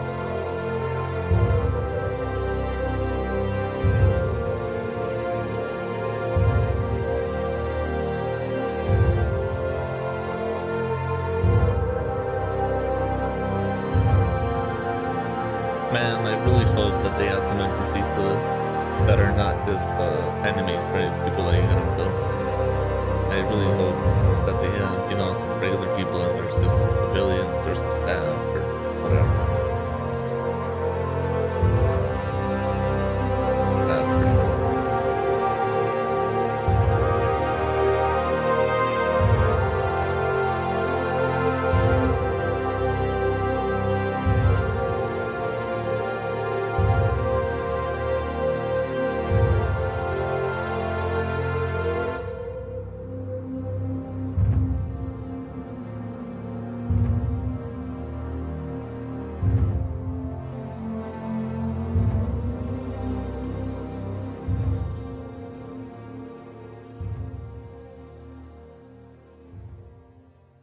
That's pretty damn cool. All right. That was the new Underground, starring our very own Star Citizen art director, Mr. Ian Leland. Ian, why are we redoing the Underground facilities? Well, kind of as we said in the, because they in the suck, segment, we always wanted it to floor. be a much bigger, more special location in the game. So it was always on our to-do list. And you've been here a while. The last 10 memories, drink up, Todd. Last 10 years, what's your favorite memory? Ooh, favorite memory. It's kind of hard to pick one, but maybe a good one to start would be, I remember joining the company nearly 9 years ago and going on paternity and then realizing we're making Arena Commander. And we had about 6 or 8 weeks to make it, so that was a good. So that was fun. That was fun as well. That was not originally on your team, and it was just kind of like, yeah, I hear you, bro. I hear but you. it was good. It was a bit like baptism by fire, and we kind of pushed the engine to what it could do at the time, and we was super happy with it. Yeah. So these new underground facilities, it's not just going to be a big, giant, empty, awesome-looking, playground with nothing to do. Correct. What are we going to be doing in these things? I mean, all of our mission verbs count. It's basically we want them to be a sandbox element. That players can go and explore, but whether it's sabotage or infiltrate or investigate or deliver boxes to, all these elements go into all the design elements, you know, when we're thinking about this, when we're testing out rooms, like all the interaction aspects for it, puzzle elements. So basically, when the team's doing it, we're building it, but also implementing the different design elements into the room at the same time. And all those different theme rooms that you were talking about, you know, open up all kinds of storytelling possibilities with the different companies and who knows what misadventures are going on. Exactly. You know, 3 levels underneath the surface of Yila versus, you know, 4 levels underneath the surface of Pyro 2 and stuff. And these are coming to both the Stanton system and the Pyro system and wherever else afterwards. Correct. I'm not saying, because I like my job. All right, so in addition to that, am I this one? I'm this one. Nope, I'm this one. This one. Hi, everybody. We've got a number of wherever promotions, you want, Jared. You're the boss around here, bro. Today. You're the Everybody fucking boss. that's a member of the Star Citizen community, you've got a registered account on the website, is getting a free digital goodies pack. It's available for all backers. It's got Francis, the party animal plushie, which I believe is a Finley with a fun hat, isn't it? There's nobody here to answer me. A Falston jumpsuit, the Shubin edition, which is really cool. We don't have a lot of onesies in the clothing-wise for the Precision Universe. And a grenade launcher, because giving everybody in the universe a grenade launcher, that's going to be fun. We've also got a Toby eye tracker contest going on. JRDF, our partners at JRDF are giving away Carrick, Freelancer, and Cyclone models. And the Halloween promotion is already live. And there's another Halloween contest where they're giving out some Caterpillars and Buccaneers. You can find out everything you need to know about that up on the robertspaceindustries.com website. And yes, I saw the chat going. I did comb my hair. Because while Brian was being messaged about one thing, I got messaged by my mom, who didn't like that I hadn't combed my hair. Hi, Mom. I comb my hair. Good. All right, what's next, everybody? Up next is, well, it's one of the segments that I'm looking forward to most. It's our sleeper segment of the day, as far as I'm concerned. The need for multiple speeds with Rich Towler and Yogi and Jed Sleeper and Johnny segment, and Dave as from the in Flight it's gonna Experience put me to Flight sleep, feature or team. this is where the keep money's changing at? their names as much as I do. They're going to talk about one of Star Citizen's oldest and most complex problems and the exciting new solution that they have for it. So check that out, and we'll meet you back here.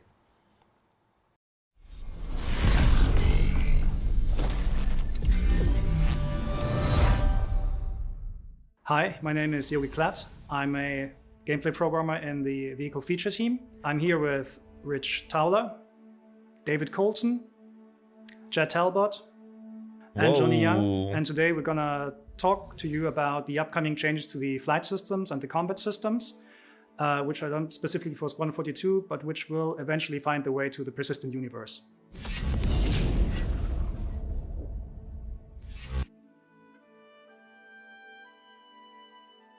We want to define ship roles for the game because every role in itself and every ship can offer unique gameplay opportunities for individual players. We want to provide a lot more variety to the gameplay in Star Citizen, a lot more opportunity for different careers, different responsibilities, and different sort of perspectives and views on gameplay where people contribute different types of work and different types of jobs. Star Citizen is supposed to be a big expansive game with giving the players lots of chances to have a variety of different experiences.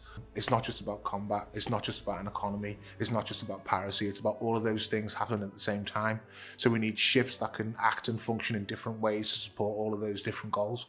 In trying to figure out these roles and define what they are and make the gameplay for them, we started very heavily leaning toward combat, mostly because combat is a mechanic that is very widely applicable throughout the game, and the principles behind it apply to various other roles in the game. We've been working away in the S42 branch, and this has really allowed us to isolate these ships. So we've kind of broken it down into archetypes, and it's really allowed us to kind of break down what these ships do.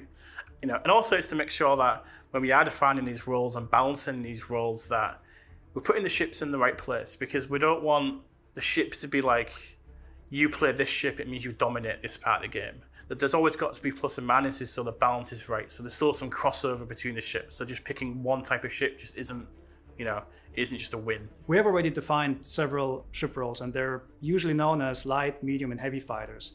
Light fighters for us are fighters which are very dominant in the area of 1v1 PvP combat. But they come with a downside, because obviously the light, which means the materials chosen on the ship, are probably not the strongest. So it's more about the attack. It's more about trying to outposition and get in there and attack and get out of the situation. Heavy fighters are kind of the opposite. They're not supposed to be really good at 1v1, but they excel at N versus N engagements, so when we have group battles.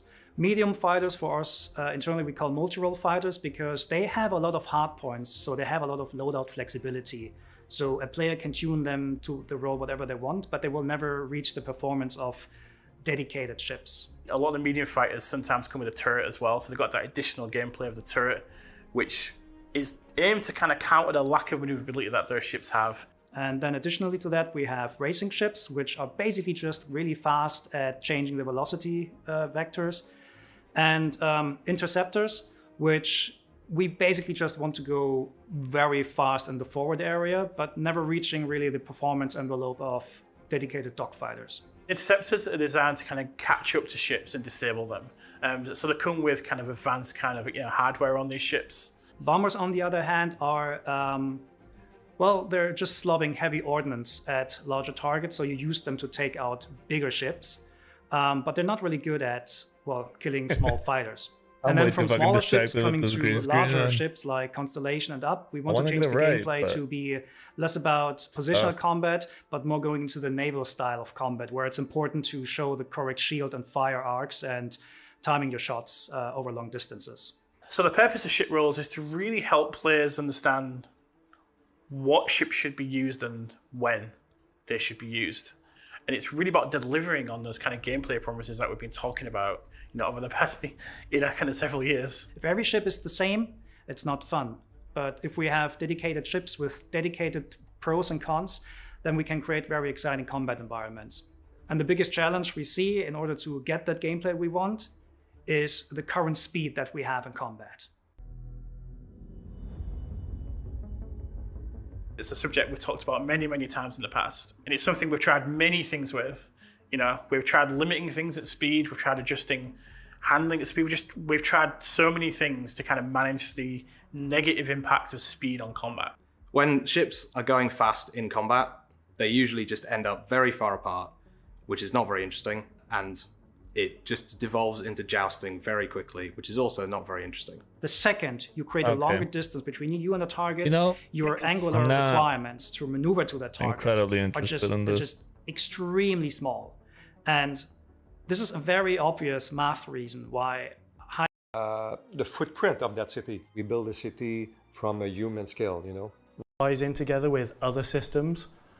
So it's not just flight mechanics, it's UI, HUD, radar star map, quantum change. Partners at JR Design have a list of anniversary this year. We've been talking about how games are developed, and we've gone first discipline, so we knows that that's how this works. But everything you're seeing on today's show here is everything that's in the process, in the pipeline, being developed now for 4, 4.1, 4.2, 4.3, and so forth. And before we jump to the next one, I want to shout out a couple of the damn show promotions that are Road going to on. 4.0. The digital goodies pack is going out there. So you get a Finley's plushie. It's not called Finley anymore. It's called Francis. I should look at that beforehand. There's a new jumpsuit that's being given to everybody, and grenade launchers with a cool new skin. That's free to all backers. Just register your account and pick up any one of the pledge packages and whatnot, and that stuff's yours. The Toby Eye Tracker contest is going on right now. Send us your in-game watch party screenshot for a chance to win. I know there are a number of watch parties going on right now. Shout out to the folks down in San Diego who I saw on Twitter earlier. The JRDF contests are partners at JR Design and Fabrication. Create a ship model using only ordinary and random household objects for a chance to win. They make these models that you see here. The wonderful Star Kitten, a dragonfly. Switch to Ian's camera. I'm gonna put this in there like this. Look at that. Oh, it's not in focus. Hold on. Let me get closer to his face. We're gonna do this. We're gonna do this. No. Stay down there. Look at my Star Kitten dragonfly in focus because I'm holding it near Ian's face. Isn't that great? Did you just smell it? What did it smell like?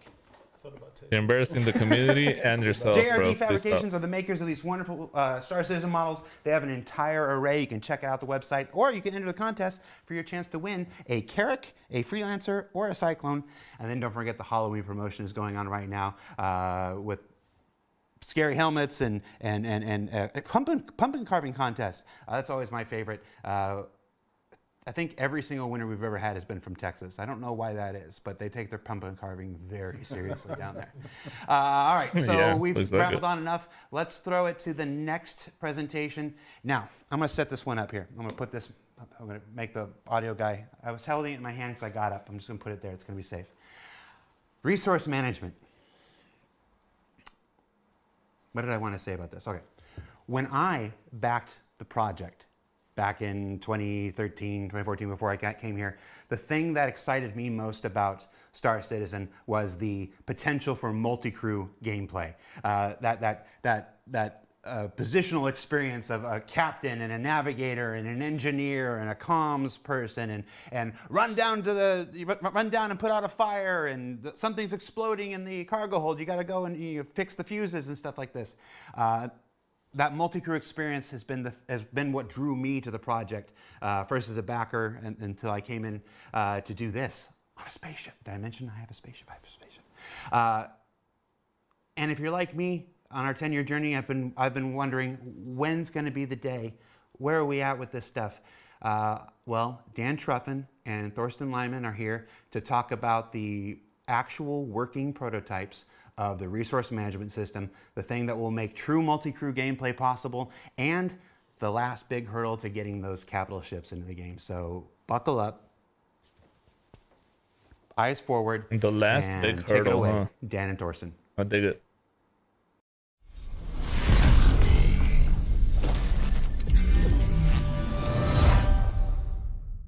Hi, my name is Dan Truffin. I'm Assistant Director for PU Content, and with Thorsten Lyman here today, we will be talking to you about something we think it will change the way Star Citizen functions and works and how the players will play the game in the future. Oh my God. And that is resource management. I hate how this thing opens so damn big.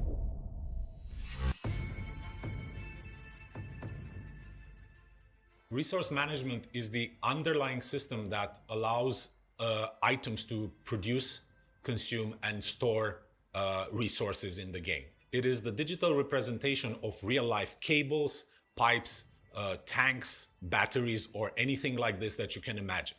It's the foundation of the ships, where you have certain resources like fuel and energy powering certain items on the ship, but it's also the system that will lie below any station or any vehicle, anything that you can imagine in our universe that actually requires a certain type of resource. Resource management is not just a system that helps ships function. It is a thing that's integral to the functionality of the entire universe. It will be the way surface outposts function, underground facilities, space stations, landing zones, everything in Star Citizen will function using resource management. So we will start with the smaller vehicles, and the gameplay for those smaller vehicles way more interesting than what we have right now.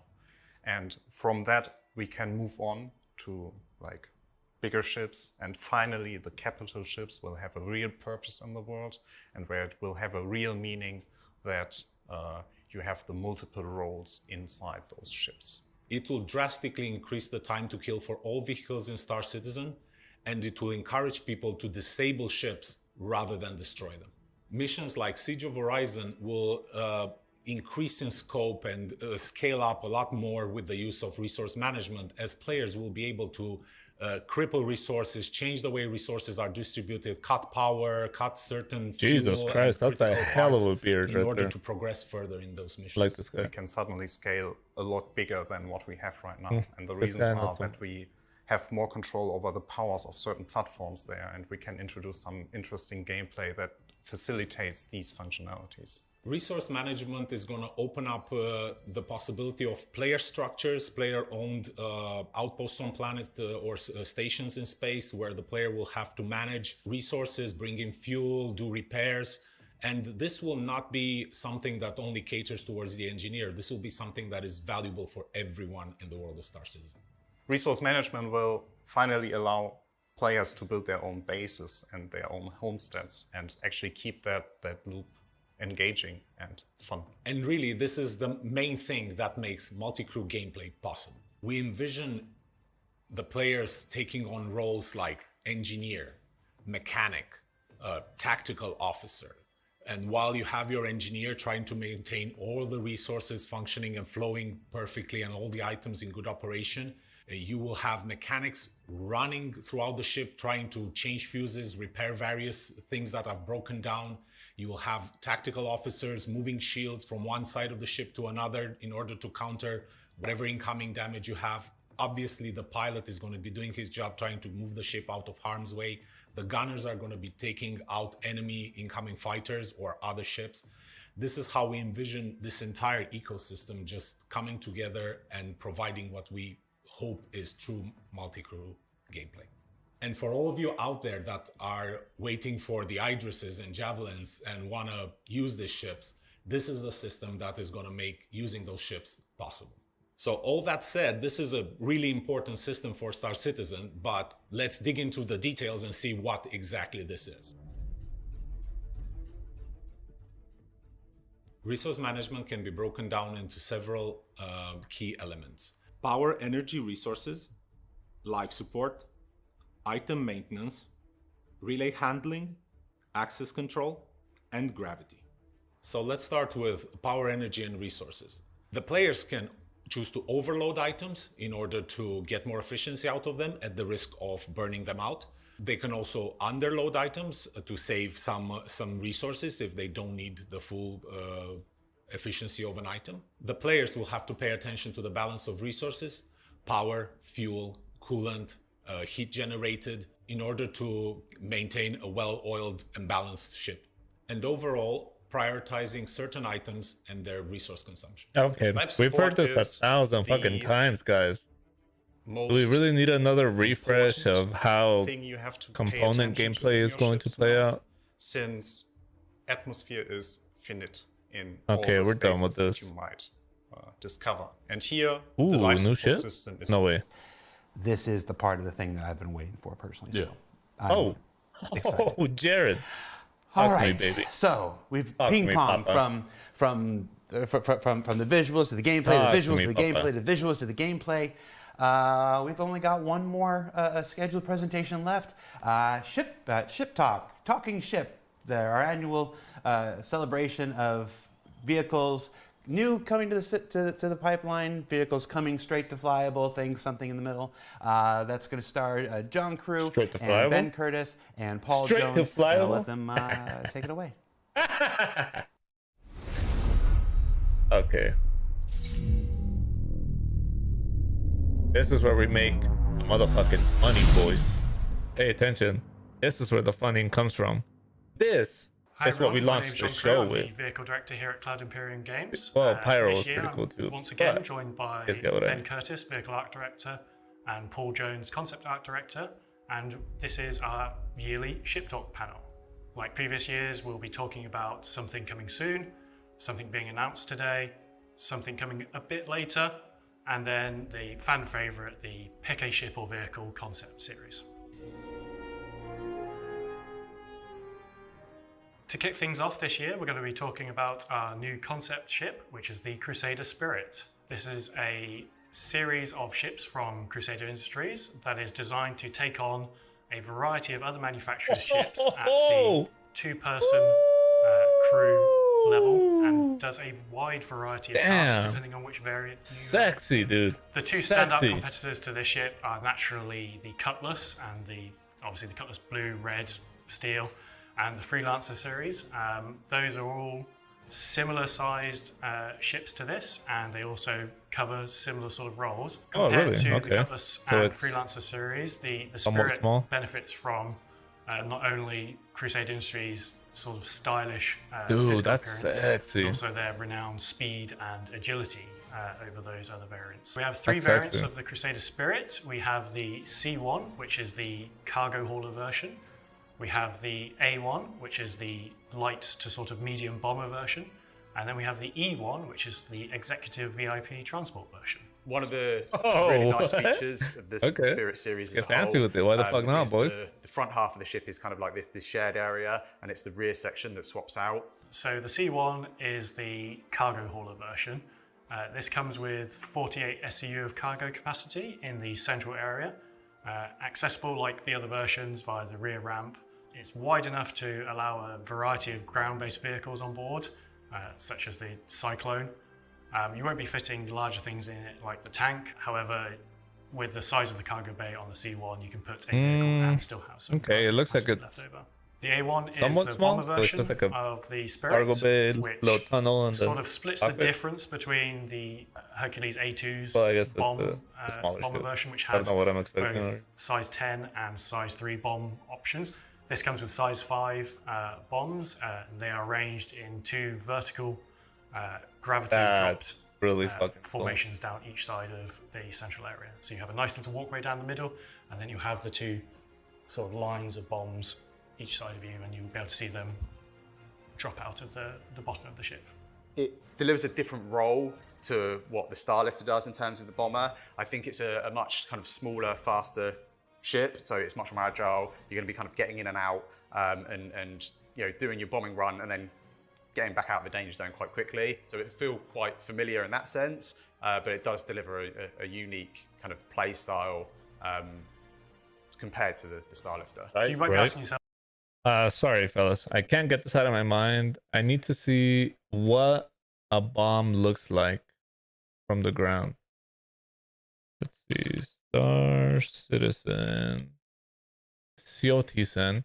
What can I put? Bomb.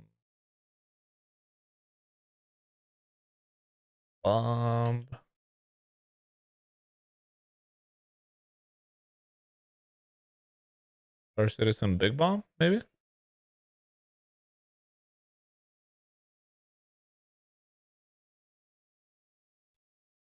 Let me see this. Eyebrows?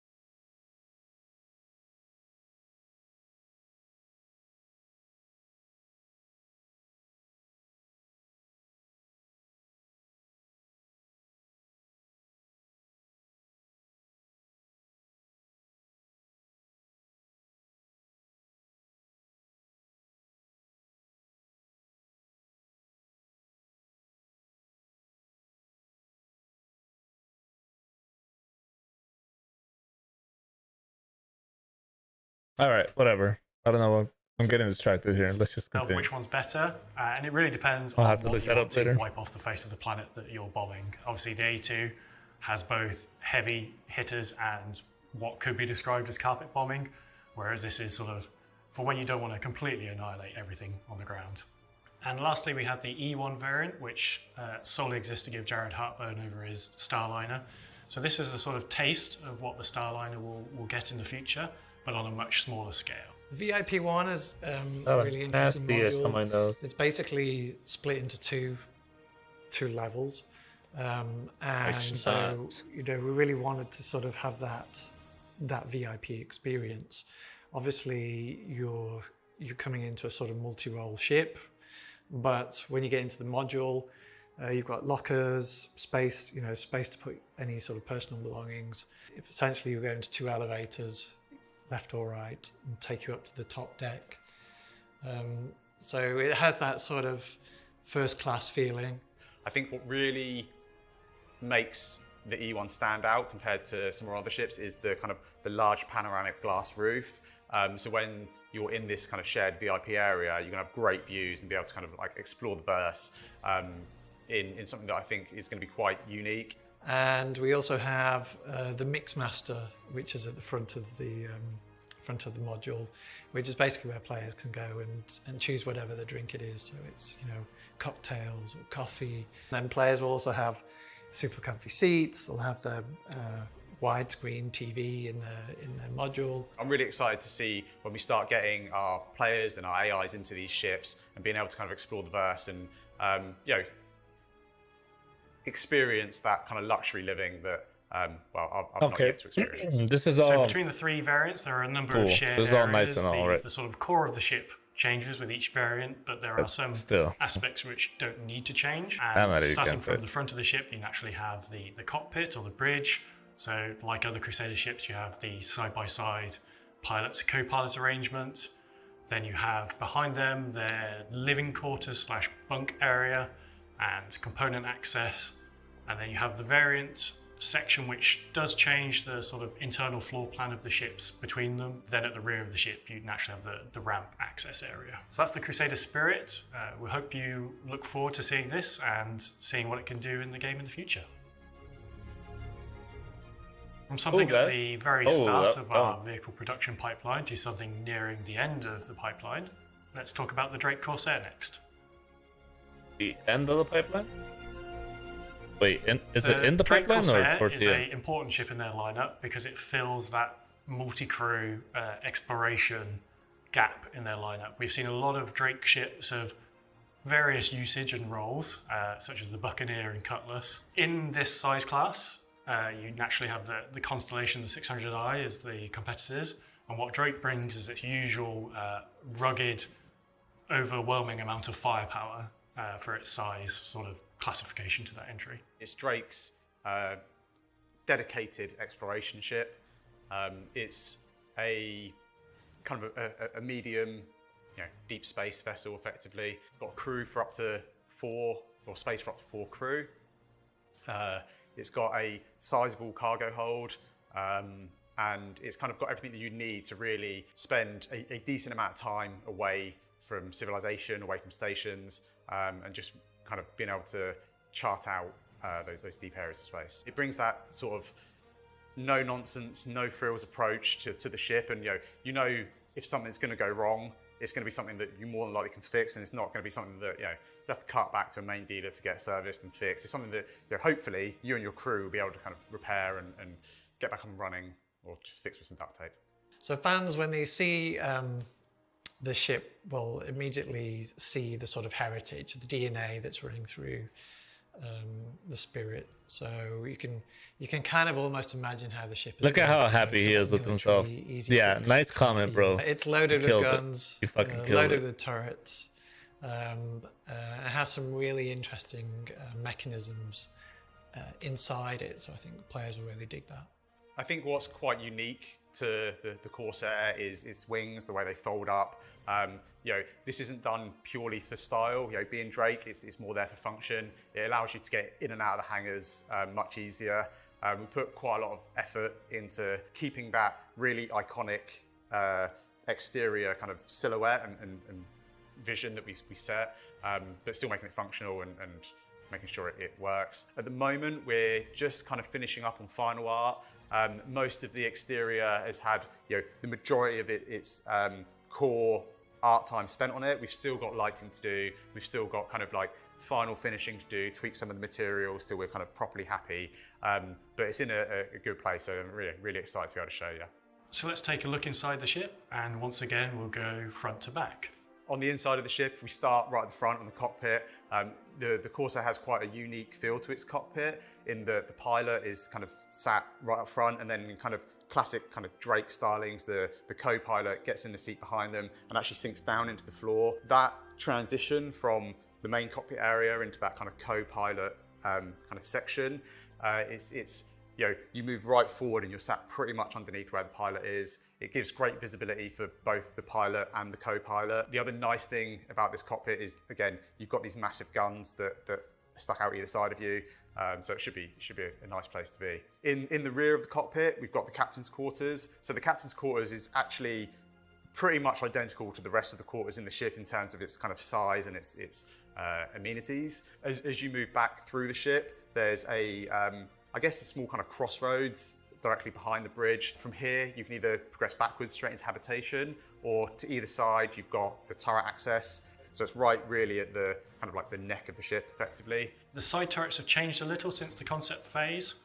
They now have a greater range of motion in sort of the yaw axis. We're quite limited at concept stage to about 45 degrees. Each way, you're now looking at 90 degrees pretty much each way, so it's a lot more effective. especially forward firing, which again, the Corsair has so many guns pointing forwards. Having an extra 2 turrets is very, very Drake. In habitation, we've got, you've got the remaining 3 crew quarters that, being Drake, they are no frills. You've got a bed, you've got somewhere to store your gear, and that's pretty much it.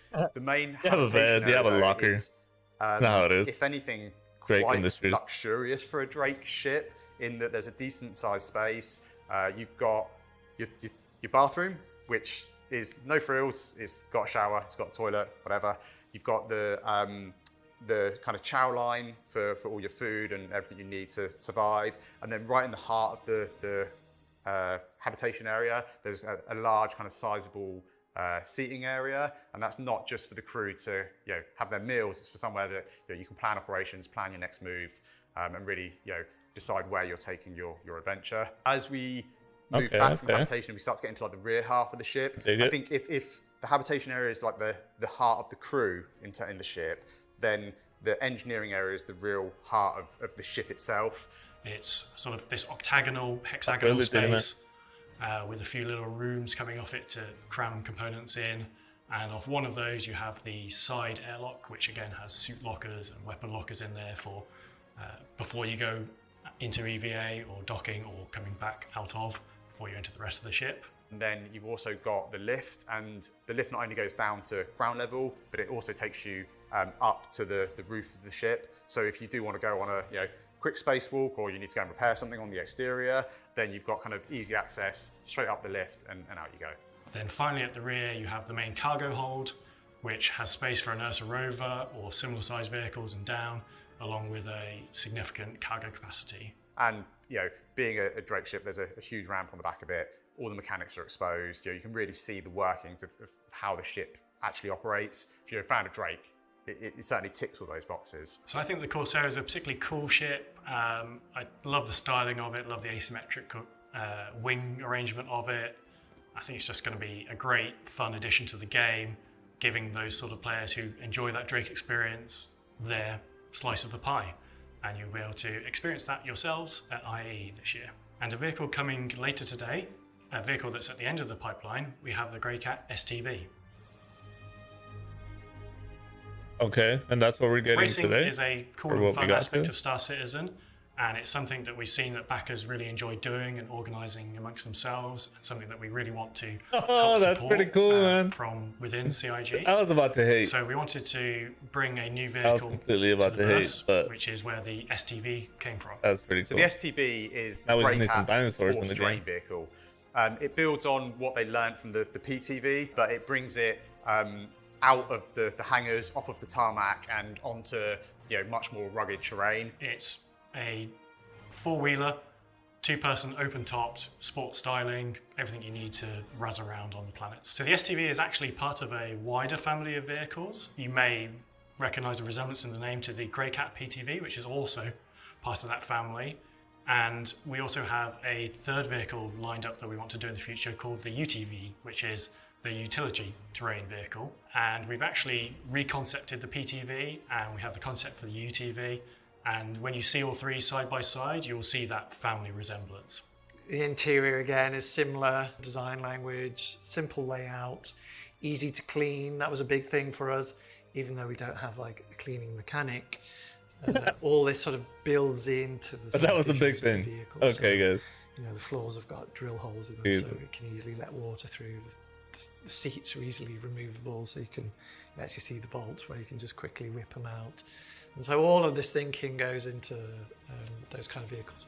The wheels are a big feature, large sort of rubber mud guards. Just there's lots of subtleties in terms of the roll cage, the sort of cross section of all these things. Maybe people wouldn't notice, but for us, these are all part of making a manufacturer consistent. So the STV delivers that gameplay that is, you and a buddy out exploring over our planets. We've got these vast ships that you can explore deep space and go off with big multi-crews. But what this really allows you to do is get down on one of our many planets and go exploring on the ground. It's not just a vehicle for you and a friend. It's also got kind of some cargo space in the back. So if you are out there doing missions, rather than having to fly your ships directly to where the mission is, it allows you to land, slightly out there, slightly in a safer area. You've still got space to load up with weapons, load up with your whatever mission items you need, and get in and out nice and quick. Compared to the Cyclone RC, which is a sort of racing variant of a non-racing vehicle, the STV was built from the ground up to be a good racing vehicle. It has a good chassis, it has better handling, it has better top speed, and that's what makes it a compelling racing choice. The best things about Star Citizen as a whole is it kind of brings a lot of gameplay, and it's not all about combat. It's not all about flying these massive ships. And I think one of the things that a lot of us are excited internally about is racing within our game. A lot of us come from a racing background in terms of the games we've developed before. A lot of us are petrol heads at heart. So I think being able to build on that kind of gameplay in Star Citizen is super exciting for us. And if you stick around to the end of the broadcast, you'll get your first chance at seeing the STV in action in a race organised by Atmo Esports, creators of the Daymar Rally, where you'll see it taking on the terrain for the first time. You'll be able to pick one of these vehicles up today at the end of the broadcast. And finally, the most important aspect of these inaugural shows, the Pick a Ship concept challenge thing. For those of you that have seen previous years, you will have seen that we've thrown up some silhouettes of potential ship options and asked for your feedback on which one we should actually make. And the wise among you have probably realised that we end up making pretty much all of them anyway. So instead of just doing that again and pretending that we're not going to do that, we thought we'd do something slightly different this year and just have a single ship option. And the choice is actually the manufacturer and the styling of that ship. So we want to do a nice large civilian mining ship that bridges the gap between the Argo Mole and the RSI Orion, because if you know those two ships, there is quite a gulf of space in between them. We wanted to fill that gap with an intermediary stepping stone before you jump into the big RSI Orion, which the scale of its mining is nothing like any other mining ship in the game. The Mole is the current mining system, just lots of it. So with this larger ship, we want to increase that and also provide onboard space for our ground mining vehicles such as the Rock and the Rock DS, which allows you the flexibility of taking on any mining situation that you can come across. So with that, we have three choices, which are basically the manufacturers. We have RSI as the first choice. So obviously RSI do the Orion, so this would be a smaller vehicle in that family. We have Argo, again, we have the Mole, so naturally it could be a larger step up from that. And then we have MISC, the third option. Obviously MISC do the Prospector, so again, keeping it all within the same family. As you can see from these images, they each have their sort of own unique styling take on that pitch that I've just given you. At the end of this Ship Talk panel, Jared will come on and explain how you get to vote on these three options. And that's the end of Talking Ship, so over to you, Jared.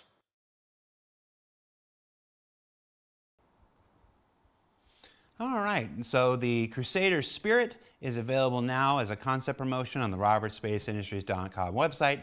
The STV is coming to the the universe at the end of the broadcast, just in time for the Atmo Esports racing event that's happening after this. And the Corsair will be making its way to you at this year's Intergalactic Aerospace Expo. And to vote on this year's John Cruise Pick a Ship challenge making this way to us, like we'll be able to buy it then, or making this way to us, like we'll be able to see it in game on the manufacturer for the next big mining ship. So, John, recently you went through and just nuked all the speeds of all the ground vehicles, and obviously you did that so that the STV could be the fastest. That's certainly one take on on what happened. To talk about it a bit more in depth, it was actually planned for quite some time. As we know, game development timelines go all over the place. So we'd actually done this for 318 Ivocati, which sadly did not come out before 317.3 went live. So we did that because, quite frankly, a lot of those vehicles were ludicrous speeds, like 55 meters a second is like over 120 miles an hour off-road. Yeah, off-road. That's Off-road, 120 miles an hour. Wait. Especially on wait a minute. Star Citizen planets with rocks that would just kill you. So wait we want to bring brother. the cyclones down. We want to sort of rebalance everything. Not everything has gone as it. You're telling me too much speed is a bad thing? Are not quite where they should be, so we will go back and do more changes. No fun. But the idea was people would get to see it in 3.18. That would have been incredible. So it wouldn't be such a surprise in 3.17.3, which unfortunately is how it turned out. But as far as the new ships go, the Spirit looks amazing. Yes. Like, when you say, I gotta ask you, you say this is a small taste of what players can expect for the Starliner, which anybody should know is my favorite ship. That's still the Starliner not is such a badass out yet, John. His little taste, what it could be? When you say a little taste, what does that mean? I'm asking for me, not for these people. I'm asking for me. What does that mean? So obviously the Starliner is quite an old concept. We didn't really do a huge amount of interior look development. So the time we spent on the Spirit E1, the E1 Spirit, is really what we're going to build on for that. So you're going to have like that VIP first class pod enclosure. Mixmaster, the most important feature of the Starliner. I still have no idea how that's going to work. Ask Tony, it'll be fine. Yeah, that sort of feel, that luxury transport feel. No fucking is clue something how we it's haven't gonna really work. shown in Thank Star you, Jared. Citizen. Every Man man of and the the people, donkey man. was Man of the pestering me for people. that Horizon Shuttle concept, and we'd planned to do like a Crusader Cutlass did Jared competitor, just say which is it's like bullshit? pestering me. That sort Hold of on. Mixmaster, the most important feature of the Starliner. I still have no idea how that's going to work. Ask Tony, it'll be fine. Yeah, that sort of feel, that luxury transport feel is something we haven't really shown in Star Did I Citizen. spot a bullshit in there from Jared? Every man and their donkey was pestering me for that Horizon Shuttle concept, and we'd planned to do like a Crusader Cutlass competitor. My apologies, which is Jared. its like internal working name, and I hated it because it got abbreviated to like the 3 Cs. We just called it the ship the 3 Cs the entire time. And then there was that sort of vocal uprising about, hey, John Crew, give me that Horizon Shuttle, and that sort of the two things merged together, and that's where it came from. And then the Grey Cat Stv, which will be our straight-to-drivable vehicle, going live on the website and stuff at the end of this broadcast. That's fucking weak, that's an honestly. exciting We get a ground vehicle. push in the Grey Cat. Really, guys? In the Grey Cat arena, Right. it looks sporty as heck. Yeah. And it was neat to see a mean, sneak it's peek at tight. the UTV Don't get me wrong, as it's well, which tight. I I'm love assuming it. is going to come sometime But- later on. Yeah, it's not in There was active something development else, right now, but when we decided to do the Put a little STV, meat on the we were bone, like, hey, let's spend the Jesus. time, let's work out what Grey Cat as a manufacturer looks like and feels like, because we had the PTV, people have seen the big Spider Miner from back in the day. They're two very different things. Right. There wasn't really like a family lineage, so we built that family lineage around that, and we're like, here's the reworked PTV, still looks how everyone recognises it, but it sort of works with the modern mechanics. Let's do a sporty version, let's do a utility version, and so we've got those three together now that you can really see like the family lineup, and they each do slightly different things, which is cool. But yeah, the STV is that beach buggy, dune buggy thing to just razz around. No, planets in. it's really cool. I really like the styling of it. So, if you Now scram, we've got nerd. one small Scram. thing left, and then one rather large surprise left. So we'll do the small thing first, and then buckle up because. Okay. Well, I'm not going to tell you. I'm not going to tell you. I'll tell you in like 5 minutes. But before we get getting there, incredibly disappointing. during last year's Let's fucking go. Citizencon presentation, we I've been here for we explored fucking, a lot of the outlaw I don't know, lifestyle. 3 hours Their or whatever the hell. outposts, the Let's space go, stations Jared. and stuff. We thought we'd do a little Lay it sizzle on to me, follow son. up on how those things have evolved in the year since. So get ready. We're going to show us a quick sizzle, and when we get back, there'll be a neat surprise. So Oh, stay tuned. shut up, bro. Don't be looking at this fucking guy. Don't be trying to get all hype and shit.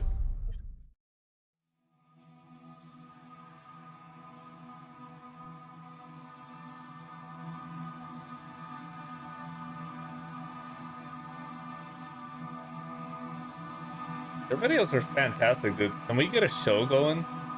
Maybe like a little, I don't know, 10-episode series just to try it out. Like, all these videos are great, dude. Like, it's, you know, I wouldn't mind seeing the Star Citizen show, honestly. Add a little lore to it, maybe explore some of the lore before we got to the point where we're at right now. Dude, that'd be so sick.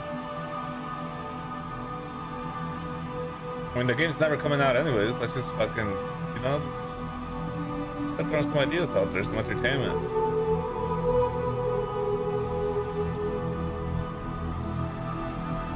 Whoa.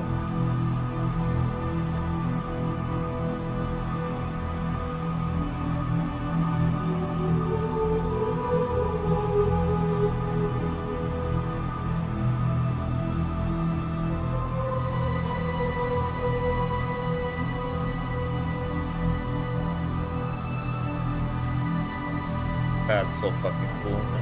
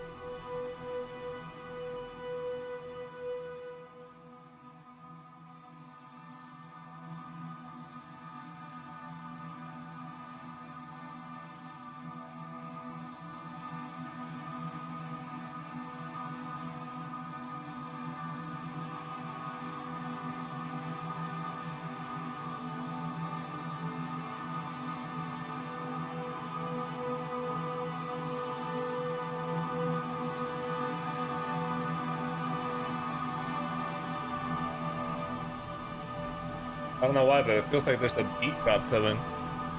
I mean, I know there is. It's just feels like we're building up to something here. But again, we're not. We're not.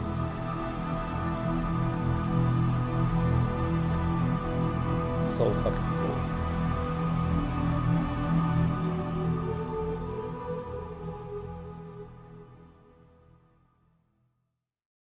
Lifestyle, a glimpse at how the outposts and the space stations have evolved since we saw them at last year's Citizencon 2951. Now, if you've been following our program today, you might think this is it. We're near the end, but we've got one more special surprise in store. Joining us on the show today are two people who probably need no introduction, but we're going to do it anyway. Founder and CEO, Mr. Chris Roberts. Hello, everyone. How you doing? How you doing? I'm doing good, Jared. Welcome to the spaceship. Welcome back to the spaceship. You opened the show today. I know. And Squadron 42 game director, Mr. Richard Tyrer. Hello, how's it going? Good. This is your first time on the spaceship. It is. It is. What you think? I think it's very nice. Very comfortable. I'm just going to ask everybody. CR wearing Louis Vuitton. So Chris, Louis Vuitton Rich, shoes. you're here. Are we going to talk a little bit about Squadron 42? Is that what we're doing right now? Well, yes and no. So both me and Rich have been heads down working really hard on Squadron as well as helping out on the PU. And one thing that we've thought that would maybe better to reiterate is there's a huge amount of work that we're doing on Squadron that is going to make a massive difference to Star Citizen, the PU.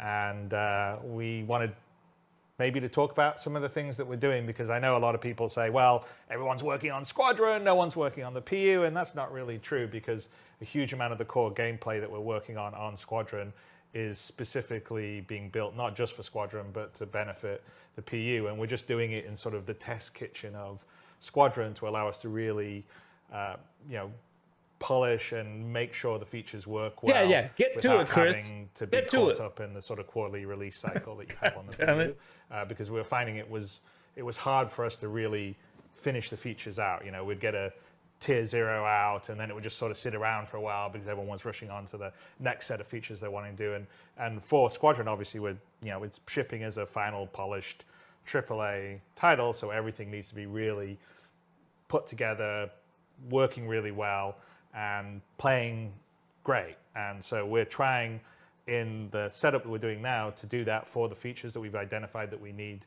to make sure works really well for Squadron, but also will play across into the PU. And so we thought it'd be really useful to come by and tell you all about some of the subtle things and the gameplay aspects that we're working on that maybe you haven't heard from Todd or Tony or everyone else that today and during the ISCs, because we sort of try to keep the Squadron stuff close to our chest to really sort of surprise and impress people when we do it. And so, we thought, why don't we just come by and maybe just talk about little things? Maybe this better be show impressive, you a Chris. sneak peek of something here and there, and not everything, because we're trying to keep it close to our chest until it's really Let's ready fucking to roll. let the baby out of the carriage and it's beautifully dressed and all the rest of it. But hopefully it'll give you guys some insight to what's happening, and also understand that a huge amount of the development resources, even if you think they're working on Squadron, are ultimately working on stuff that will be in the persistent universe. So let's talk a little bit more about that before we jump into the actual features. This co-development has been part of the process since the use of different teams. So what would happen is we'd develop a feature and then we'd experience against some umbrella and get mounted. Develop and make release in terms of effort, which like John Crew heads up, but core work well for Squadron, and then bam, they're going to come across into the PU. Another good example, which hasn't been more building published. These ready for all things. Something we're talking a little working on. Some scan that's one uniform. Like space squads, board mass, and we're working on it. So I mean, part of it is basically removing the barrier. Yeah. So removing the clunkiness, as Chris said, to how to interact with with the environment. So what we've kind of gone to, we've gone to kind of this weighted system. So if you're walking over to a trolley, you shouldn't have to look exactly at the handle to be able to go, oh, I want to use the trolley. You just want to be able to go over there, and the game, you go, I want to interact with the trolley. You just press F, and the game should know, yeah, they want to interact with the trolley. So if I'm looking at your desk, for example, you've got quite a lot of things that I could pick up and take and do whatever I want. But you want to be able to just walk over there and not have to go into a mouse cursor mode to be able to then select it. You should just be able to go, I want to look at the green ship. I'm going to pick up the green ship. I want to look at, your little mini ship over there, or the book, or your coffee cup, or whatever. And you just want to be able to go and look at those things. What, press the F, arrow, and bro? You need Talking about the confidence arrow? that when you're looking at something, Little mini ship you have the This user motherfucker. interface to tell you that, yes, this is the thing that you're going to pick up. And you don't want to have to go into this. Even separate Jared mode. was like, what in the... So I think that's Where the one of fuck the did we get this fundamental guy? things on the player interaction experience, and that's such a pervasive system across the entirety, because it's the same when you're in a cockpit. In a cockpit, or you're walking around, or you're in EVA, or you're crouched, or you're prone, or all the different environments that you're in. You need to be able to just effortlessly interact with the game world, and you want it to just feel natural. And because you bro, wanna get save it involved for in what Inside you're Star doing in the Citizen. gameplay, Can not we have to get fight to the the good controls. stuff, please? And then on Chris, the other I side was of promised things, to be which is surprised. I FPS was radar promised to be scanning, impressed. it's actually This kind is of not being impressive, split my man. into kind of a twofold. This is not impressive. The first is holding there something that's going to be more of a risk reward. So that's like, okay, I'm giving my location away, but it runs that Right. way, and then here's a Oh, showing ooh, you. First one ooh. we're going to look at. So the first one is more kind of showing what I described with radar scanning, that first aspect. So you're going into a space, you're doing a quick scan wave, and then it's quickly showing you up the little bits that you can interact with. All right, let's take a look at FPS radar and Pi 1. So you can see here, this is in Asiado, which we've already showcased. But this is obviously going in and utilizing some of our new building blocks UI for the doors. And then here's a scan wave, and you can see that I'm looking at that data pad, and then you can move around, and it's giving me that information. So right now, it's just giving you the basic high-level information in terms of the names and things. But you will also have more detailed information depending on, contextually what the item is. And what you're seeing here is part of the player interaction system. So you can just, even though that's kind of a complex area, there's lots of little things that you can interact with, but you're getting confidence of, oh, cool, I can grab that, or I can use the data pad. And you're not having to go into interact mode, you're not having to be driven by the cursor. you can go in and just press F or interact with it. And you've probably seen this in plenty of AAA games, but they don't have the detail and at scale that we do. So we wanted to make sure that that system is really robust. But hopefully it gives you kind of an idea of. And I'd also say that like part of the idea is that there's the default action, which in this case is what you see when you're on it when it says grab or I think there's a few other ones that you can be as your default action. But the icon, if you just had a single disk with that wasn't broken, then that would mean there's only one thing you can do with it. In a lot of those cases, you could see there was a broken disk in 4 pieces, which was basically saying that's a multi-action. So as you look at it, if, for instance, in that case, if you hit F, it does the default action. If you held F, it would bring up the modular wheel that would show you the other actions. So you could maybe equip it versus grab it or whatever you would do. And so the idea is just like you can do in like, Rich was talking about a lot of other sort of AAA, even console games. You walk around, you look around, oh, look, I can extra do something with it, right? So there's a bit of that's happening here. So you can just I look am around bored out of my mind right now now. without having to hold F, move your mouse around and all the rest of stuff. I mean, we'll still have the overall interact mode that you can go into if you want, but the idea is I just play around if I'm used to playing games a certain way. So there is a certain language of, I think, FPS or even third-person games that exist right now, and we don't want to like do something totally different to it because people are used to playing games a certain way. It's like why in an FPS game you run around with WASD and use the mouse because so many people are used to it. And so we're leaning a little bit onto that, but trying to make it much more usable and work with inside a much more powerful system than you typically get in games. And so even there, you saw there's a lot of interactables. You look at them, you can move them around, do all these different things with it, and hopefully it'll be much more intuitive for players in Squadron or Star Citizen. And that default item actions is a good point, because that's also something we've gone to and we're changing in the fact that we want everything to have a default action that essentially you go over, you press F, it always does that default action. But let's say you're harvesting harvestables and you want, the default action is that it picks it up and puts it into your hand, but you want it to always be to store into your backpack. You'll actually be able to go in there, right click on the item, when you're in interact mode, bring up the wheel, or like Chris says, hold F and just it will bring up the wheel. And that will replace that list that we have currently right now. And you'll actually be able to remap that in the game, like 3 clicks, and you go, I don't want it to be pick up into my hand. I want it to go straight into my backpack because that's what you're doing right there. So then you can go and have it, it allows us to give the interaction system how we want it to be by default, but then it puts the onus on the player. If they want it to go, they want a weapon to always go to their backpack because they're happy with the weapons they've already got and they're going looting, they just want it all to be stored, they can do that out of the gate so it doesn't always go into their hands. And they have that customizability to be able to interact with the environment and the objects that they're looking at. Before we move on, we have a second video. Yeah. Yes. I haven't seen this one. You want to set it up or you want to just go into playing it? Sure. Play it. So I mean, the second one, essentially what we're about to see is kind of what I talked about. This is the second half of radar scanning. So this is where they're still getting the environmental information, like whether you've got a vent or a terminal or a hacking area. But you're also now getting information about the enemies and the AI and what's out there. So it's a wider and broader. Yeah, I mean, this is where you basically, it's almost like whether it's X-ray vision or you can hear it through the wall, but you could track someone on the other side of a wall, but you're doing the charge scan, which is much more risky because it's noisy. And if people go, oh, someone's scanning, maybe there's someone over there and they can track you down. But it'd be useful in like when you're stealthing around, it's like you're going to go around a corner, you don't know if there's some enemies around the corner and you want to find out, you use this. It's very useful, yeah, having played lots of levels.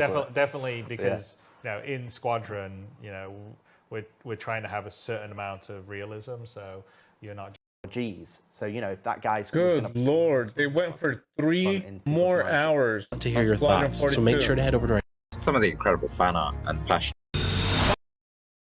Good freaking lord! We wouldn't be here without all of you out there that have supported us over these years and believed in fucking the right, Chris. project and you the world pay and us the back universe this that we're crap? doing. I know everyone that meets everyone from the community out here really appreciates the sense of support and love that everyone That's not at puts home, in dude. I gotta play from some your part, though. side and also from our side into the project. So we really appreciate that. This year's Welcome, Chris. Citizencon didn't quite have the big flashy demos that we've had in the past, but that's mostly because we've got a huge amount of people heads down working on getting Persistent Energy streaming out and 3.18, which hopefully we're going to go to Evocati this coming week, right, Aaron? Evocati? We're absolutely working on it. All right, so we'll see Guillaume over here. He's not Mike, so he can't really say much, but he's our Director of Development on Star Citizen Live. So we're working hard on that for this year, and that's going to be a massive patch with a lot of really cool features and gameplay in it. And of course, we're working very hard on Squadron 2. But it's been a great time. It's been an amazing ride so far. I'm looking forward to the future. So you did get someone to be 20. I don't know about great time, Chris. Yes. It's been all right. And thank wasted you 3 hours very on much. Happy birthday, Star Citizen. Happy birthday, the community. Happy birthday, Happy birthday. Star Citizen. Cheers. Cheers. Cheers. Cheers, baby. Let's throw it to Atmo. Bye, everybody. Goodbye. See you next year. Bye, everyone. Cheers.